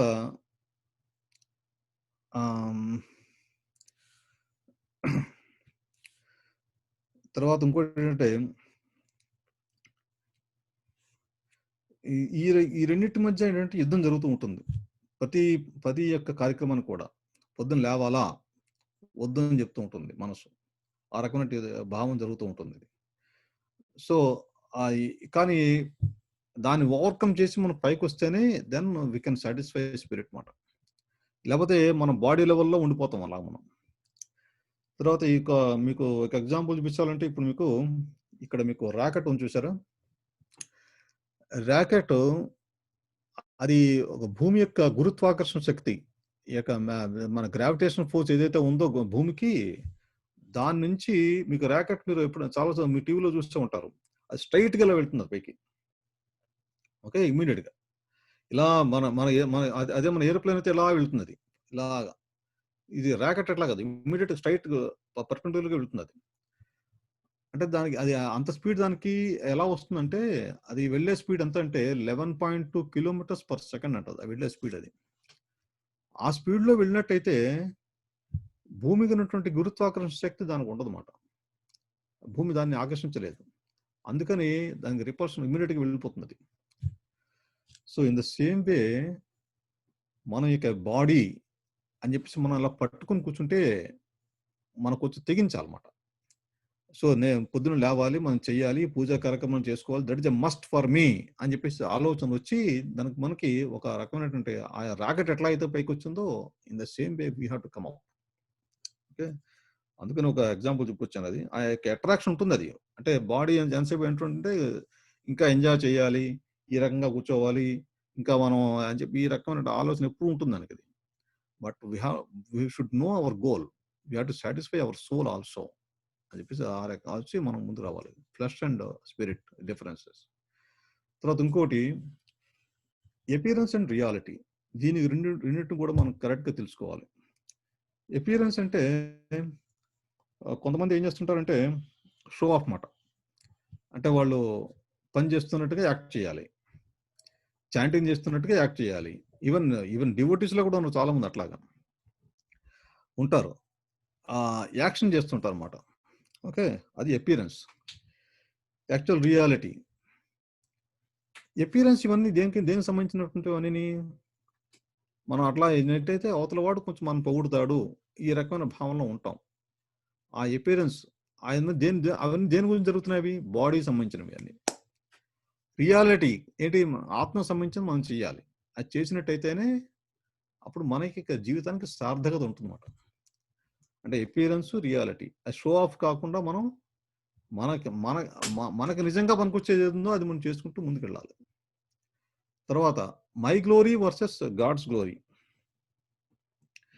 మై గ్లోరీ నేనే చేశాను ఈ పనంతాను. నా వల్లనే అవుతుంది ఇవన్నీని. ఈ రకంగా ఎప్పుడైతే మన భావన మనలో వచ్చిందో, మనలోటువంటి ఈగో అది ఇంకా డెవలప్ అవుతుంది. అది మన నాశనానికి హేతు అవుతుందన్నమాట. కానీ మనం చేసే పని గాడ్స్ గ్లోరీ భగవంతుడి వల్ల నేను చేయగలిగానిది. ఆయన సేవ కోసం చేస్తున్నాను. ఆయన కోసం చేస్తున్నాను. ఈ యొక్క ఫలితం ఏదైతే ఉందో ఆయనకి చెందుతుంది అని చెప్పి మా భావనలో మనం చేసినట్టయితే కనుక will be cheerful all the time. ఆ యొక్క ఈగో అవన్నీ ఏమి ఉండవు. ప్రశాంతంగా ఉంటుంది లైఫ్ అది. ఎప్పుడు బీపీ చెక్ చేసినా కానీ కరెక్ట్‌గా ఉంటుందన్నమాట. ఓకే. అదనమాట. ఈ యొక్క ఎగ్జాంపుల్స్ ఏమో చూపిద్దామని మీకు చెప్పుకొచ్చాను అది. తర్వాత మనకి especially for the last 10 years నుంచి ఈ స్కిన్ స్పెషలిస్టు వీళ్ళంతా బ్యూటీ పార్లర్ చాలా ఎక్కువైపోయినాయి. ఎందుకంటే most of the concentration we are putting on our body. అంటే మీకు జాబ్ చేస్తున్నారు. ఆ జాబ్‌కి సంబంధించినటువంటి కొన్ని మేకప్ చేసుకోవాలి అది అంటే that's fine. But too much focusing only on that అన్నది ఇట్స్ నాట్ గుడ్ అని చెప్తున్నానన్నమాట. అంటే ఆ టైం మనం చూసుకొని we have to concentrate on our atma మీద కూడా కొంచెం కాన్సంట్రేట్ చేయాలి మనది. తర్వాత ఇందాక మీకు కౌంతేయ అని చెప్పాను కదా! సహనం దాని గురించి కౌంతేయ. అది తర్వాత fair and lovely. So, those things are coming up like anything in the market. Hmm. Ah, తర్వాత మా యొక్క ఆఫీస్‌లో ఒకసారి చూసాను నేను. ఒక almost she will be having around 65 years అంతా ఉంటాయి ఆవిడకి. 70 ఇయర్స్ ఉంటుంది ఈజీగా. She will apply the paint on the face.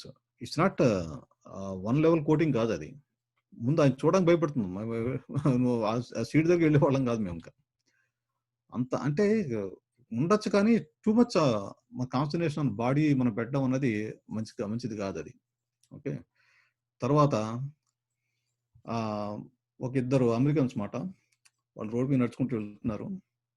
So almost they occupied entire footpath చూడండి అక్కడ. అది ఆ రోడ్ అది మనుషులు నడిచినట్టు almost more than half they occupied it. ఈలోగా ఒక పెద్ద మనిషి గట్టిగా చెప్తున్నాడు అనమాట ఉపన్యాసం లాగా. You are not this body, you are not this body అని చెప్పొస్తున్నాడు. ఇంకా వాళ్ళ సంతోషం, మన బాడీ కాదు కదా, ఇంత లాభమైన మనకి నష్టం ఉంది, ఆ రకమైన సంతోషం వాళ్ళకి అది. కానీ యాక్చువల్గా ఏంటంటే వాళ్ళ ఆత్మ అని చెప్పి రియలైజేషన్ వాళ్ళకి రావాలి అది. ఓకే. తర్వాత ఒక రాజుగారి దగ్గరికి ఒక విద్వాంసుడు ఒక ఆయన వచ్చాడనమాట. వచ్చి రాజుగారిని ఛాలెంజ్ చేస్తాడు. ఏమంటాడంటే, మీ రాజ్యంలో ఎవరైనా ఒక విద్వాంసుడు నాకు ఒక సెంటెన్స్ రాసి ఇవ్వాలి. చాలా మంది తెలిసే ఉంటుంది ఇవన్నీ. అది ఎప్పుడైతే నేను చదువుకుంటానో, నేను సపోజ్ విచారంగా ఉన్నాను అనుకో, ఆ సెంటెన్స్ నేను చదువుకున్నాను అనుకో, మీరు రాసినటువంటి మీ విద్వాంసులు ఎవరైతే రాస్తారో అది రాసింది చదివితే నాకు సంతోషం కలగాలి. నేను సంతోషంగా ఉన్నాను, అప్పుడు కనుక నేను అది చూసినట్టయితే నాకు దుఃఖం కలగాలి. ఏంటి, సంతోషంగా ఉంటే దుఃఖం కలగాలి. ఏదైతే రాశాడో అది మ్యాటర్ ఏదైతే ఉందో అది చూసి వాడు దుఃఖం కలగాలి. దుఃఖంగా ఉంటే సంతోషం కలగాలి. అటువంటి సెంటెన్స్ ఏదైనా ఉందా అని అది ఎవరైనా విద్వాంసం రాయగలరా అంటాడు. ఇంకా రాజు తల పట్టుకుంటాడు, ఇటువంటి గొడవ ఏంటారు బాబు మనకని చెప్పేసి. సరే, ఒక విద్వాంసుడు వస్తాడు, వచ్చి నేను రాస్తానంటాడు. సరే, చిన్న పేపర్ మీద రాసిస్తాడు అనమాట. ఏమని రాసి చూడండి, this two shall pass. Suppose మనం విచారంగా ఉన్నాం, తెలుగులో చెప్పాలంటే ఈ పరిస్థితి కూడా వెళ్ళిపోతుంది.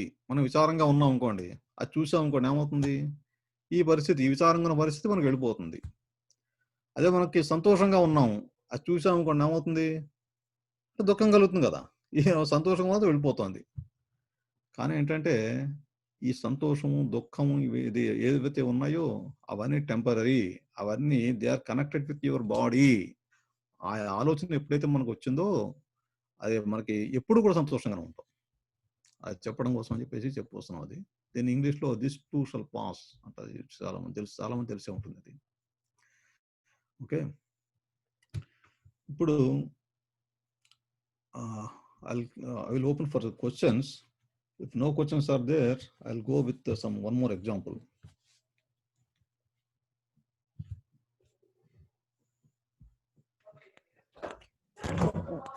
గురుగారు, నాకు ఒక డౌట్. చెప్పండి. మనం అన్నాం కదా, మనం కరెక్ట్ గా గురువుని మనం సెలెక్ట్ చేసుకోవాలి, సో దట్ మనకి కరెక్ట్ గా మనని కరెక్ట్ వేలో గైడ్ చేయగలుగుతారు అని. సో అది రియల్ లైఫ్ లో ఇప్పుడు మన గురువు అంటే మనం ఎలా ఎంచుకుంటాం? ఫర్ ఎగ్జాంపుల్, ఇప్పుడు మన తల్లిదండ్రులనే తీసుకున్నామంటే వాళ్ళు కూడా, I mean at the end human బీయింగ్సే, వాళ్ళకు కూడా కోపాలు, ఫీలింగ్స్, ఎమోషన్స్ ఉంటాయి. సో దాన్ని బట్టి కదా మనకి వాళ్ళు గైడ్ చేస్తారు. సో అదేం లేకుండా గైడ్ చేసే గురువుని ఎలా మనం ఎంచుకోగలుగుతాము? ఒక ఫస్ట్ క్వాలిఫికేషన్ ఏంటంటే, ఆ గురువు whoever is addicted to God. Addiction ఉంటుంది కదా. Okay, first addiction to God, తర్వాత వాళ్ళ యొక్క నడవడిక, వాళ్ళ యొక్క ప్రవర్తన అన్ని మనం అబ్జర్వ్ చేస్తాం డెఫినెట్ గా. సో అవన్నీ మనం చూసుకుని అది మనకు నిజంగా పనికొస్తుందా అని చెప్పేసి ఆలోచించి మనం తీసుకోవాలి. తర్వాత గురువు అంటే ఇంకోటి, ఇప్పుడు మీకు క్వశ్చన్ అడుగుతాను. ఒకటి ఏంటంటే, సపోజ్ మీరు ఎక్కడ, అమెరికానా ఇండియానా? యుఎస్ లో ఉన్నారు. యుఎస్ లో ఇక్కడ సపోజ్ ఇక్కడికి వచ్చారు, ఇండియాలోనేమో లెఫ్ట్ హ్యాండ్ డ్రైవింగ్, ఇక్కడేమో రైట్ హ్యాండ్ డ్రైవింగ్. నాకు రాదు, నేను ఇండియాలో ఎలా చేశాను అని చెప్పేసి మీరు ఆపోజిట్ డైరెక్షన్ లో వెళ్ళారు, ఇక్కడ ఏమవుతుంది, మీరు చెయ్యరు కదా. You learn and do it. That means before doing anything మన ఇక రూల్స్ అండ్ రెగ్యులేషన్స్ ఏమున్నాయి దాని ప్రకారం మనం ఫాలో అయ్యి మనం ముందుకెళ్తాం. ఓకే, అంటే వీ హ్యావ్ దట్ కాన్షియస్నెస్ ఎట్లా చేయాలి ఏంటన్నది. Even in the same way గురువు ఎవరైనా మనం అబ్జర్వ్ చేస్తాం, మనం we have to observe it whether he is giving correct indication or not అనేది మనం కరెక్ట్ గా మనం we can observe it for some time. ఆయన బిహేవియర్ ఏంటి, ఆయన యొక్క స్టడీ ఏంటి మొత్తం చేసుకొని మనకు కాన్షియస్‌నెస్ ఉంది కాబట్టి we can definitely find out that. మీకు ప్రాక్టికల్‌గా కొన్ని ఎగ్జాంపుల్ చెప్తాను మీకు. కొంతమంది ఉన్నారు. అంటే I don't want to name the people like say కొన్ని ఇంటర్నెట్‌లో కూడా చాలా మంది చూసే ఉంటారు. వాళ్ళేంటంటే ఆయన ఏదో మంత్రాలు చదువుతూ ఉంటాడు. మన చేతిలోంచి పసుపు, కుంకాలు పడుతూ ఉంటాయి. మీరు అటువంటివి చూసారా? అవునవును. ఒక ఒక ఒక సన్యాసి వాటెవర్ ఇట్ ఈస్ ఆయన అది ఏవో చదువుతుంటారు వాళ్ళు. ఇంకొక భక్తుడి చేతిలోంచి పసుపు, కుంకాలు పడుతూ ఉంటాయి. దానివల్ల యూజ్ ఏంటి? ఒకటి. ఆ తర్వాత ఇంకోటేంటంటే కళ్ళకి గంతలు కడతారు. అంటే అదో విద్య అది. They will be charging around $10,000, $15,000 charge చేస్తారు అటువంటి వాటికి. కళ్ళకి గంతలు కడతారు. కట్టి వాడిని చుట్టూ తిప్పుతారు. ఎదురుగుండా ఏం ఐటెమ్ ఉందో చెప్పమంటారు, చెప్తారు. అంటే ఆ విద్య వాడికిచ్చారు అలాగా. అంటే అది చాలా మంది ఏంటంటే మన పిల్లవాడు అందరికన్నా గ్రేట్‌గా ఉండాలి. ఆ రకమైన ఆలోచనలో కొంతమంది ఉంటారు. ఇటువంటి గురువుల దగ్గర పంపిస్తుంటారు. అంటే ఇప్పుడు ఏమవుతున్నప్పుడు కళ్ళకి గంతలు కట్టారు. ఎదురుగుండా ఐటెమ్ ఏదో ఉంది వాడు చెప్తున్నాడు. నల్ల బట్ట కట్టేసారు ఏం కనపట్లేదని. అయినా కానీ వాడు చెప్పగలుగుతున్నాడు. అంటే ఆ విద్య గురువు వాడికిచ్చాడు. దానివల్ల యూజ్ ఉందా? సపోజ్ నిజంగా బ్లైండ్ ఫెలోకి ఇమ్మనండి ఆ విద్య. అప్పుడు వాడికేమో యూజ్ అవుతుందది. వాడు కళ్ళకి గంతలు కట్టేసేసి ఎదురుగుండా వాళ్ళు చెప్తే what the use of that one? దానివల్ల ఏం పనికొస్తుంది మనకి? మనం గొప్ప చెప్పడం తప్పితే ఏం ఉండదు కదా! అంటే మనకి ఒకటి ఎవరైనా మన ఎవరైనా పర్సన్ మన గురువు కింద స్వీకరించామంటే ఆయన మనకు సంబంధించింది బాడీకి సంబంధించింది చెప్తున్నాడా? సోల్‌కి సంబంధించింది చెప్తున్నాడా? అనేటువంటి మన భావన మనం తీయాలి. ఎప్పుడు ఒకటే ఇదే భావన గుర్తుపెట్టుకోండి. Am I doing justification for my body or am I doing justification for my atma అని చెప్పేసి ఆ రకమైనటువంటి ఆలోచన మనకి ఎప్పుడు రావాలి. వచ్చినప్పుడు అదైతే ఎవరైతే మనకు అడ్వైస్ ఇస్తారో వాళ్ళని గురువుగా మనకి కరెక్ట్‌గా స్వీకరించొచ్చు మాట. తర్వాత నాకు తెలిసి ప్రాక్టికల్‌గా నేను చూసిన ఎగ్జాంపుల్ ఒకటి. ఒకాయన ఇక్కడ సిటీ బ్యాంక్‌లో ఒకడు పనిచేసేవాడు. మంచి హై పొజిషన్‌లో ఉన్నాడు పాపం. హైదరాబాద్‌లో ఆయనకి మంచి ఆస్తులు అవి కూడా ఉన్నాయి బాగానే. ఎవరో గురువు సలహా ఇచ్చాడు. ఏమన్నాడంటే, "నువ్వు నెక్స్ట్ చీఫ్ మినిస్టర్ నువ్వే అయిపోతావు" అన్నట్టు. అంటే అది ఎలా సాధ్యం అంటే, నువ్వు అంతే ముందు ఇక్కడ వచ్చేయి అన్నట్టు. ఇక్కడ అమెరికాలో మొత్తం అన్నీ రిజైన్ చేసేసి మొత్తం ఫ్యామిలీ సహా వెళ్ళిపోయాడు ఆయన. ప్రతి వారం వెళ్ళి ఆ గురువుగారిని కలవడం. ఇవాళ నీ గురించి ఈ పూజ చేశాను నేను. దానికి ఒక 2,00,000 అయింది. అలా స్టెప్ బై స్టెప్ పెంచుకుంటూ వచ్చాడు ఆయన. ఆల్మోస్ట్ 4 ఏళ్ళు, 5 ఏళ్ళు అవుతోంది. నెక్స్ట్ ఎలక్షన్స్‌తో నువ్వు నుంచునే కెపాసిటీ నీకు ఉంటుంది. ఎలక్షన్ వచ్చే టైంకి ఏం చెప్తాడు? ఇప్పుడు కాదు నీకు దశ కరెక్ట్‌గా లేదది.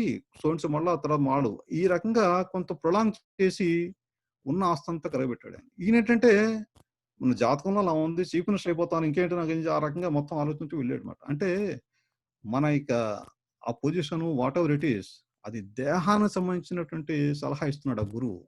అటువంటివి మనం జాగ్రత్తగా చూసుకొని మనం ముందుకెళ్ళాలన్నమాట. ఎవరైతే మన ఆత్మకు సంబంధించినటువంటిది అంటే మనకి ఈ లైఫ్‌కే కాకుండా జన్మలకి పనికొచ్చేటువంటి జ్ఞానం ఎవరైతే ఇస్తున్నారో వాళ్ళ దగ్గరికి వెళ్ళే అటువంటి గురువు మనం సెలెక్ట్ చేసుకొని ముందుకెళ్ళాలి. అంటే అర్థమైందండి? ఓకే గురూజీ. ఓకే. ఇంకొక క్వెషన్ ఉంది గురూజీ నాకు. చెప్పండి. మీరు సూడో స్పిరిచువాలిటీ గురించి మాట్లాడారు కదా! ఇప్పుడు మన గ్రేట్ గ్రాండ్ ఫాదర్స్ అలా ఉన్న వాళ్ళంతా మనకి కొన్ని చెప్పుంటారు. కానీ దానికి ఇది ఇలా చెయ్యండి. కానీ దానికి పర్పస్ ఏంటి? అది ఇలా చేస్తే ఏంటి అని చెప్పలేదు. కానీ ఇది చెయ్యండి. ఇప్పుడు మీరు చెప్పినట్టు పిల్లిని దాంట్లో కవర్ చేసి అప్పుడే పెళ్లవుతుంది అని చెప్పారు కానీ అది ఎందుకు అని చెప్పలేదు. సో, అలా మన ఫోర్ ఫాదర్స్ చాలా చెప్పుంటారు కదా! కానీ అన్నిటికీ ఇలాంటి అర్థం అని లేదు. లైక్ మనకి అది ఇప్పుడు గంప కింద పిల్లి పెట్టినందుకు దానికి ఒక మీనింగ్ లేదు. కానీ అలాంటి చాలా చాలా చాలా చెప్పుంటారు. కానీ ఫ్యూ ఆఫ్ దెమ్ కొన్నిటి వాటికి మీనింగ్ ఉండే ఉంటుంది కదా గురూజీ. సో, మనకెలా తెలుస్తుంది అది సూడో స్పిరిచువాలిటీయా? అది ఏది కరెక్ట్? అది మనం ఎలా ఎంచుకోగలుగుతాము? ఇప్పుడు సపోజ్ పెళ్ళిళ్ళు చేస్తున్నారనుకోండి. ఆ పెళ్ళిళ్ళ మంత్రాలు దానికి విలువ మనం తెలుసుకోవాలి. ఒక ఎగ్జాంపుల్ చెప్తాను మీకు. నార్మల్‌గా వాటి మీనింగ్ తెలిసిందంటే చాలా మంది పెళ్లి కూడా చేసుకోరు. అంటే కరెక్ట్‌గా తెలుసుకోవాలి అవన్నీని. ఎందుకు చేస్తున్నాము? ఇక రిచువల్ కార్యక్రమాలు ఎందుకు చేస్తున్నాము? ఈ రకమైనటువంటి మనకి తెలుసుకునే ప్రయత్నం మనం చేయాలది. ఎందుకంటే ఇప్పుడు ఈ ఇప్పటికింకా మన ఇండియాలో ఉన్నారు విద్వాంసులు. మన బ్రాహ్మలు, పండితులు వాళ్ళు చాలా మంది ఉన్నారు. వాళ్ళు చెప్తారు అన్నీ కూడా అడిగితే కనుక. మీకు బేసిక్ క్లాస్‌లో కూడా మీకు చెప్పాను ఒకసారి. ఎట్లంటే మనకి ఇంకా బిఫోర్ ఆన్సరింగ్ నాకు ఒక చిన్నది మనకి టైమింగ్స్ గురించి మాట్లాడాలి. మీరు ఓ పని చేయండి అందరూ కూడా. కిరణ్‌కి మీరు రిప్లై ఇవ్వండి అందరూ ఇప్పుడు. దీంట్లో చాట్‌లోనే ఇవ్వండి. ఏంటంటే మనకి 3 రకాల ఐటెమ్స్ కావాలి మనకి. మీరు ఏ కంట్రీలో ఉన్నారు? తర్వాత అంటే టైమింగ్స్ మారుతోంది ఇక్కడ నెక్స్ట్ వీక్ నుంచి. అందుకని ఇండియా వాళ్ళలో ఉన్న వాళ్ళకి ఎంతమంది ఉన్నారు దాని ప్రకారం మేము టైమింగ్స్ మీకు తగ్గట్టుగా మారుద్దాం అనుకుంటున్నాం అది. మీ పేరేంటి? మీ ఈమెయిల్ అడ్రెస్సు, ఫోన్ నెంబరు, తర్వాత ఈ కంట్రీ. ఆ డీటెయిల్స్ ఇచ్చినట్టయితే చాట్‌లో ఇవ్వండి. So that will have some idea based on that we can discuss later in the class.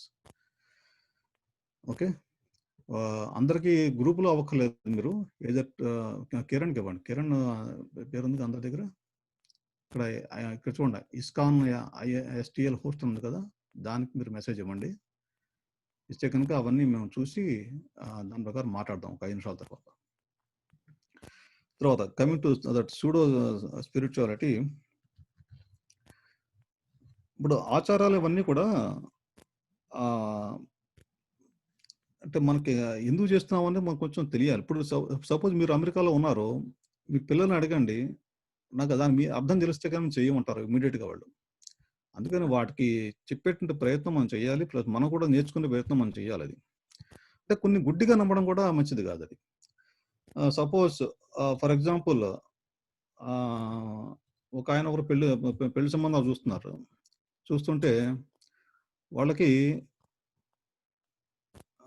అంటే ఇప్పుడు జ్యేష్ఠ కుమారుడు, జ్యేష్ఠ కుమార్తె, జ్యేష్ఠ నక్షత్రం. ఈ 3 రకాలు ఉన్నాయి అనుకోండి సపోజ్. ఒక ఎగ్జాంపుల్ చెప్తున్నాను మీకు అది. అంటే ఏంది 3 జ్యేష్ఠలు అయినాయి. జ్యేష్ఠ కుమారుడు, జ్యేష్ఠ కుమార్తె, జ్యేష్ఠ నక్షత్రం. ఎవరో ఒకళ్ళకి జ్యేష్ఠ నక్షత్రం ఉంది అక్కడ. అంటే 3 జ్యేష్ఠలు అయినాయి. 3 జ్యేష్ఠ పనికిరాదని చెప్పిస్తుంటారు ఒకటే మాట. మీ పెళ్ళిళ్ళు చాలా మంది చూడండి.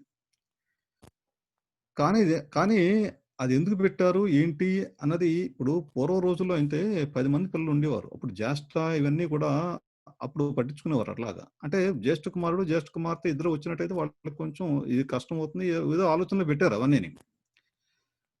తర్వాత అది సరే. ఇప్పుడు కొంతమందికి ఒకడే కొడుకుంటాడు. వాళ్ళు వచ్చారన్నమాట. వస్తే వాళ్ళని ఏమంటారు? వాడిని జ్యేష్ఠ కుమారుడు అంటామా? అనం కదా! ఏకైక కుమారుడు అంటాం. అవునా కదా! అటున్నప్పుడు జ్యేష్ఠ లేదు కదా అక్కడ. అయినా కానీ వాళ్ళు ఏమంటారు? మా పెద్ద కుమారుడు కాబట్టి ఈయన జ్యేష్ఠ అని చెప్పేసి ఎవడో చెప్పాట బ్రాహ్మడు. అందుకని అదే పట్టు కూర్చుంటారు ఇంకా. అలాగా మూఢనమ్మకాలు. మరీ అంత మూఢంగా నమ్మడం అనేది కూడా కరెక్ట్ కాదు అది. అంటే అది మన యొక్క స్పిరిచువాలిటీ అంటే దాని గురించి చెప్తున్నాను అనమాట నేను. ఏకైక కుమారుడు అంటాం, ఏకైక కుమార్తె అంటాం. కానీ జ్యేష్ఠ కుమార్తె అనం కదా. కనిష్ట ఇంకా రెండో వాళ్ళు ఎవరైనా ఉంటే రెండో వాళ్ళు, మూడో వాళ్ళు అప్పుడు జ్యేష్ఠ అంటాం. అయితే అనం కదా. అందుకని అదేం పద్ధతి ఎవడో చెప్పాడు నాకు. దాని ప్రకారం వెళ్తాం. ఈ రకంగా మూఢంగా చెప్పాడు ఉంటారు కదా. సో దాని గురించి ఇంక మనం వ్యాఖ్యానం చేయలేము అది. అంటే మనం కూడా కొంత ఇంటెలిజెన్స్ ఉపయోగించాలి దాని గురించి. మనం చేస్తే కరెక్టా కాదని చెప్పేసి. ప్లస్ అందుకని ఏదైనా సరే సలహా తీసుకునేటట్టు గురువుగారు సలహా తీసుకోవాలి మనం. ఒక గురువుని ఎంచుకోవాలి. సలహా తీసుకొని ఇటువంటి డౌట్స్ అని వస్తే కనుక ఆయన చెప్పిన పద్ధతిలో ఆయన యొక్క కృష్ణ యొక్క రిప్రజెంటేటివ్ ఆ రకంగా మనం వెళ్ళి దెన్ వెళ్తే కనుక ఎటువంటి ప్రాబ్లమ్స్ ఏమి ఉండవు అన్నమాట. ఆ సూడో అటువంటి whatever it is spirituality. Hare Krishna Narayana Prabhu. Hare Krishna Soumya garu అడిగింది క్వశ్చన్ అది. అవును నారాయణ ప్రభు, నేను కొద్దిగా యాడ్ చేయొచ్చు దాని గురించి. చెప్పండి. ఇప్పుడు ఆవిడ అడిగిన క్వశ్చన్ ఫస్ట్ అసలు గురువు గారిని ఏ రకంగా అప్రోచ్ అవ్వాలి అనే పాయింట్ మీద మీరు ఆల్రెడీ ఆన్సర్ చెప్పారు. సో రెండో క్వశ్చన్ ఏంటంటే సూడో స్పిరిచువాలిటీ గురించి మాట్లాడారు ఆవిడ. అంటే ఆవిడ క్వశ్చన్ చాలా వ్యాలిడ్ క్వశ్చన్ అది. ఇప్పుడు నారాయణ ప్రభు చెప్పిన ఎగ్జాంపుల్ తల్లిదండ్రులు ఆవిడేదో పాటించింది, గంప కింద పిల్లినో గంప కింద కోడినో పెట్టమంది కాబట్టి ఆవిడ పెట్టారు. అది దాని గురించి ఎందుకు పెట్టారు అనేది ఆవిడకి తెలియదు, ఎందుకు ఫాలో అవుతున్నారు అని వీళ్ళకి తెలియదు కాబట్టి అది జరిగింది. ఇప్పుడు సౌమ్య గారు అడిగిన క్వశ్చన్ ఏంటంటే, సో తల్లిదండ్రులు చెప్పే అన్ని అలాంటివి కాదు.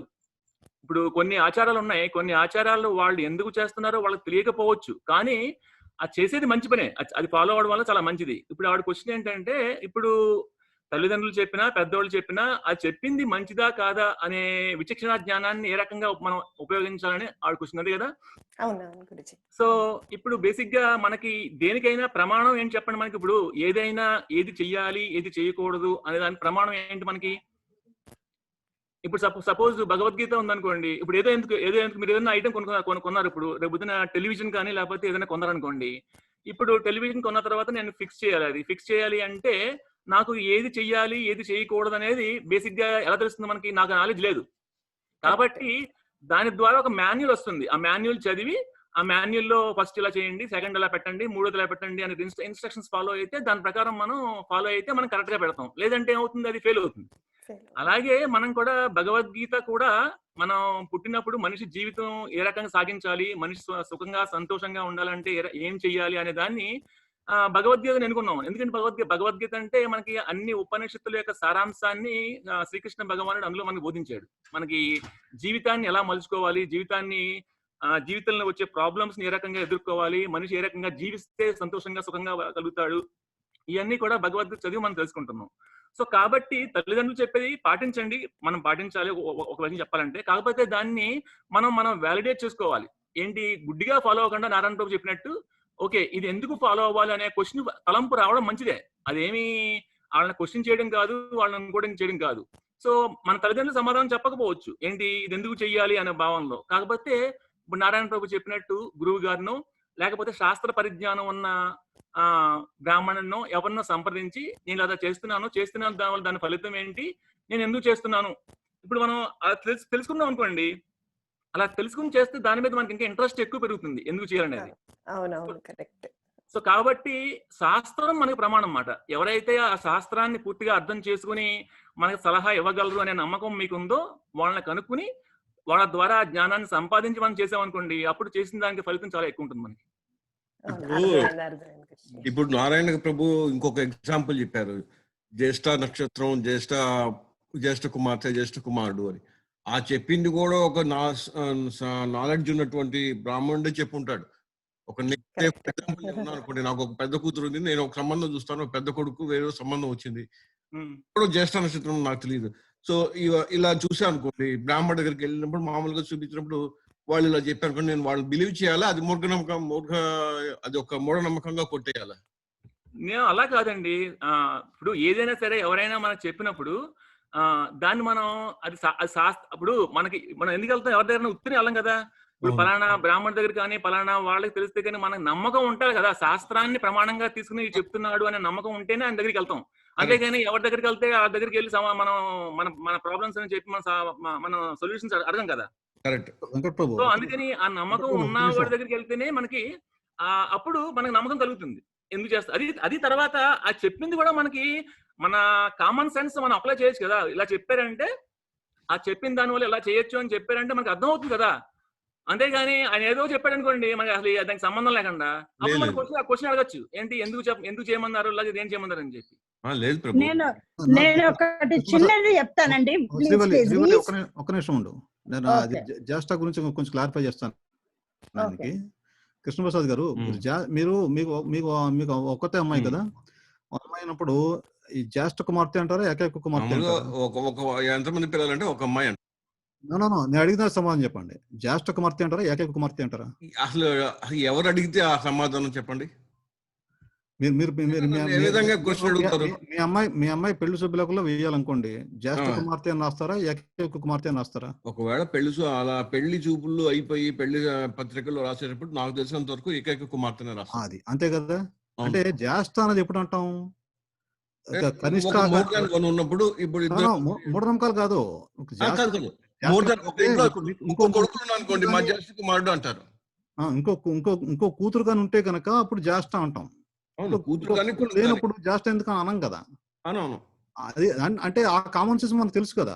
బ్రాహ్మడు చెప్పిన తర్వాత తప్పో రైటో మనం తెలుసుకునే కామన్ సెన్స్ మనకైతే ఉంది కదా. జ్యేష్ఠ అనేది ఎప్పుడు అంటాం మనం? కనిష్ట ఉంటే కనుక. అవును. మీరు ఆలోచించండి. మీరు పెళ్లి సంబంధం కుదిరింది అంతాను శుభలేఖలో వెయ్యాలి. మా జ్యేష్ఠ కుమార్తె అని రాస్తారా? ఇమీడియట్ గా అడుగుతారు మీ కనిష్ట కుమార్తె ఎవరు? అలా రాయం. ఏకైక కుమార్తె రాస్తాం. మనకి ఆలోచన చేసే మనకు అవగాహన అయితే మనకు ఉంది కదా. ఉంది. అదే అంటున్నాను నేను. అలాంటప్పుడు నేను అనేది ఆ పంతులు గారి దగ్గర దాకా ఎందుకు వెళ్ళటం అంట. అదేనండి. ఇప్పుడు అంటే కొంతమంది ఏంటంటే ఆయన రిఫరెన్స్ తీసుకుంటారు. ఆయన చెప్పిందే నమ్ముతాను రకంగా మూఢంగా వెళ్తుంటారు. అది సూడో. ఒకవేళ ఆయన దగ్గరికి వెళ్ళినప్పుడు ఆయన చెప్పేది అని మనం అనలైజ్ చేయాలి. ఆ చెప్పే ఆయన కూడా ఎంతో కొంత నాలెడ్జ్ ఉండే ఉంటుంది కదా నా పాయింట్. కాదండి, మనం ఆయన చెప్పింది మనం అనలైజ్ చేయాలి. కావాలంటే మనం క్వశ్చన్ అడగచ్చు. గురు శిష్య సంబంధం అంటే బేసిక్ గా అదే కదా. ఇప్పుడు భగవద్గీతలో అర్జునుడు క్వశ్చన్లు అడుగుతుంటే శ్రీకృష్ణుడు ఎంతో సహనంతో దానికి ఆన్సర్లు చెప్పి ఆయన ఉత్తినే చేయమలేదు, దాన్ని ఎందుకు చేయమని కూడా చెప్పాడు ఆయన. అలాగే మనకి ఏదైనా డౌట్ వచ్చినప్పుడు గురువుని క్వశ్చన్ అడుగుతాం. గురువు చెప్పిన క్వశ్చన్ మనకు అర్థం కాకపోతే దానికి డీటెయిల్స్ మనం అడుగుతాం, ఎందుకు ఏంటి అనేది. తప్పేం లేదు, దాంట్లో తప్పే ఉంది, దాంట్లో తప్పలేదు కదా. ఇప్పుడు నాకు ఒక కూతురు అండి, లేకపోతే ఒక కొడుకు, ఇంకో సంబంధం చూస్తాను, వాళ్ళకి ఒక కూతురు ఒక కొడుకు ఉంటారు. ఏకైక కుమార్తె ఏకైక కుమారుడు సరిపోయింది. నేను పంతులు గారి దగ్గరికి వెళ్ళి జాతకం చూపిస్తాను. ఆయన అంటాడు మీకు ఒకళ్ళ కూతురు వాళ్ళకి ఒక కూతురు, జ్యేష్ఠ కుమార్తె జ్యేష్ఠ కొడుకు, సో కాబట్టి ఇది పనికిరాదు అంటాడు. అది నేను చూస్తాను వెనకాల ఈయన చెప్పాడు ఇట్లా, కానీ అది జ్యేష్ఠ కాదు, ఏకైక కుమార్తె ఏకైక కుమారుడు, కాబట్టి నేను అవి పట్టించుకోకర్లేదు, నేను పెళ్లి చేయొచ్చు వాళ్ళిద్దరికి అనుకుంటాను. అది ఓకే. అది ఓకే అయినప్పుడు ఇంకా పంతులు గారి మాటలు మనం లెక్క చేయనట్టే. ఆ నాలెడ్జ్ మనకు ముందే ఉంటే అసలు అలా కాదు. అదే చెప్తున్నాను మీకు పంతులుగా, నేను ముందా నుంచి అదే మొత్తుకుంటున్నాను యాక్చువల్ గా. మీరు సార్ ఒక్క నిమిషం, ఇంకా జ్యేష్ఠ గురించి వదిలేసి నేను రీసెంట్ గా జరిగింది ఒక్కటి చెప్తాను సార్. నా అనుభవం రీసెంట్ మొన్న విజయదశమి రోజున ఎప్పుడు జమ్మి చెట్టుకి మీ ఒక పేపర్ లో మీ పేరు కోరిక రాసి ఆ జమ్మి చెట్టుకి కట్టండి అని చెప్పేసి అనేవాళ్ళు. చిన్నప్పటి నుంచి నాకు ఇదే తెలుసు. గుడికి వెళ్ళి పిచ్చి పిచ్చిగా అందరి మీద పడిపోయి ఆ చిట్టీలు రాసి ఆ చెట్టు మీద పడుతుందో లేదో కూడా తెలియకుండా okay all this is years అయిపోయింది. ఇప్పుడు కరోనా అని నేను డిసైడ్ చేసుకున్నా, జమ్మి చెట్టు ఇంట్లోనే తెచ్చి ఇంట్లోనే పెట్టుకుని ఒక పూజ చేసుకుని అంత చేద్దాము. అర్జునుడు I was remembering all those things అన్నమాట. ఆ తర్వాత మొన్న ఘనాపాటి పెద్ద ఆయన, లైక్ మహా పెద్ద ఆయన చెప్పాడు, ఎంత పిచ్చిగా ఉన్నారంటే జనాలు, బ్రాహ్మడు పేరు రాసి కోరిక రాసి చెట్టు మీద పెట్టంగానే అందరూ రాసి పెడతారు, కానీ అది కాదు, అది ఒక లక్కీ ట్రీ. అర్జునుడు వాళ్ళప్పుడు అది వాళ్ళని కాపాడింది కనుక ఆ చెట్టు ఆకు ఒక లక్కీ ట్రీ. మీరేం చేయాలి అంటే ఒక చెట్టు ఆకు తీసుకుని ఆ ఒక శ్లోకం చెప్పుకుని సమీయత అనే చదువుకుని 3 ప్రదక్షిణాలు చేసుకుని అది మీరు మీ బీరువాలో గాని దేవుడింట్లో ఉంటే మీకు లక్కీ వస్తుంది. అంతేగాని చిట్లు రాసి ఒకళ్ళ మీద ఒకళ్ళు పడిపోతే రాదు అన్నారు. ఇప్పుడు మనం ఆలోచిస్తే నాకు కూడా కరెక్ట్ అనిపించింది. ఎన్నోసార్లు ఎన్నో చిట్లు రాశాను, ఎన్నో కోరికలు రాశాను, ఎప్పుడు తీరలేదు. అది కాదు కదా. ప్రతి ఏడాది ఒక్కొక్క కోరిక రాస్తావు, కోరికలన్నీ తీరిపోయినాయా అండి? ఇప్పుడు మీరు ఆలోచించుకున్నారు కాబట్టి మీకు సక్సెస్ రావాలని కోరుకుంటున్నాం. అలా కాదండి,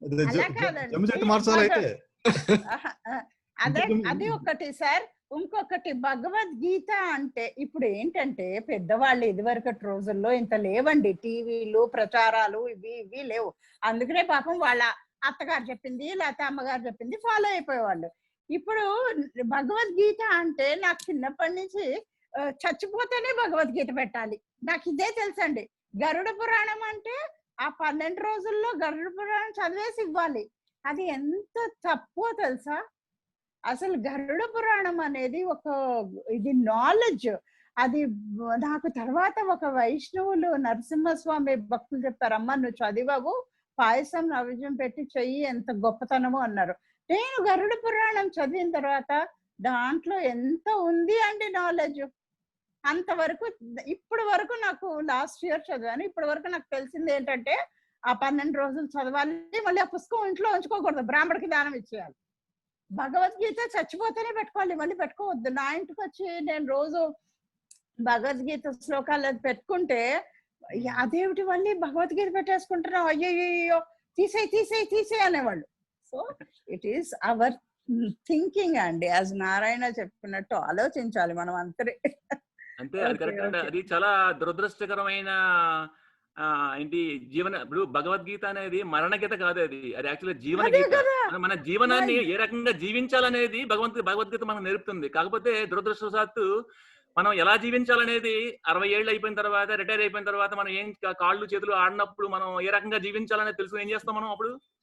అది కదా కరెక్ట్. అండ్ గరుడ పురాణం కూడా అండి, మన 12 రోజులు ఎందుకు చదవమంటారంటే, నేను చదివాను కాబట్టి చెప్తుంది. ఆ సోల్ కంటే మనము శ్మశాన వైరాగ్యంలో ఉంటాము, మనకి ధైర్యం చెప్పుకోవటానికి మనం చదువుకుంటాం అంతే.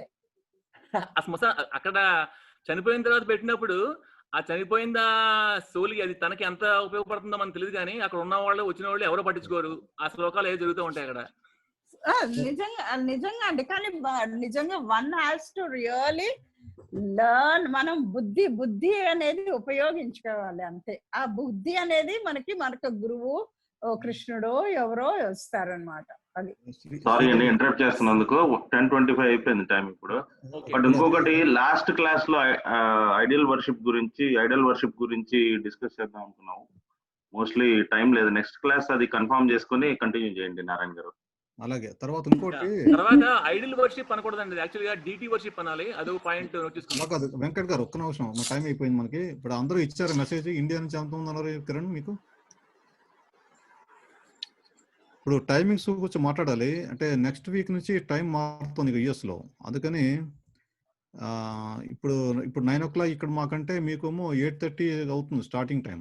8:30 అంటే మీకు క్లాస్ అయ్యేసరికి మనకి 10 అయిపోతుంది రాత్రి. మీకు ఇస్ టూ లేట్ కదా? లేకపోతే డిన్నర్ చేసి కూర్చుంటారా క్లాస్లో? డిన్నర్ చేసి కూర్చుంటే నిద్ర వస్తుంది. నేను అసలే పట్టుబడిపోయినాను భాగవతంలో, బాగా పట్టుబడిపోయినాను. మన భాగవతం క్లాస్ ఇక్కడ పడుకుని విన్నాను. ఆ స్వామి పాపం అక్కడి నుంచి అన్నారు, oh it's night, it's time to sleep నా, సారీ అన్నారు. నారాయణ గారు చెప్పారు జయించాలి, 4 లేవాలి అని. కాబట్టి అది మీరు ఇక్కడి నుంచి అది మానేయండి. అవునండి, అదొక్కటి చేయలేకపోయినానండి. నిజంగా అదొక్కటి జయించాలి నేను అయితే ఐ యాక్సెప్ట్ దట్. పర్వాలేదండి, ఏదో ఊరికే సరదాగా. సరే పని చేద్దాం మరి. అంటే ఇప్పుడు 8:30 రాగలరా అందరూ మన యుఎస్ వాళ్ళు? అంటే అప్పుడు మీకు ఇండియాలో 8 గంటలు అవుతుంది సాయంత్రం, 8 to 9 అలాగా. Okay, will decide. కిరణ్ నేను మీరు డిసైడ్ చేసి అందరికి మెసేజ్ పంపిస్తాం ఏ టైంలో చేస్తాం అన్నది. దాని ప్రకారం will proceed on that. Okay. ఇప్పుడైతే మీరు భగవద్గీత అమృతాన్ని సగం వరకు తీసుకొచ్చారు. ఇప్పుడు ఆ అమృతాన్ని మేము తాగాలి. ఏ టైం అయినా చచ్చినట్టు వచ్చి కూర్చుంటాంలేండి.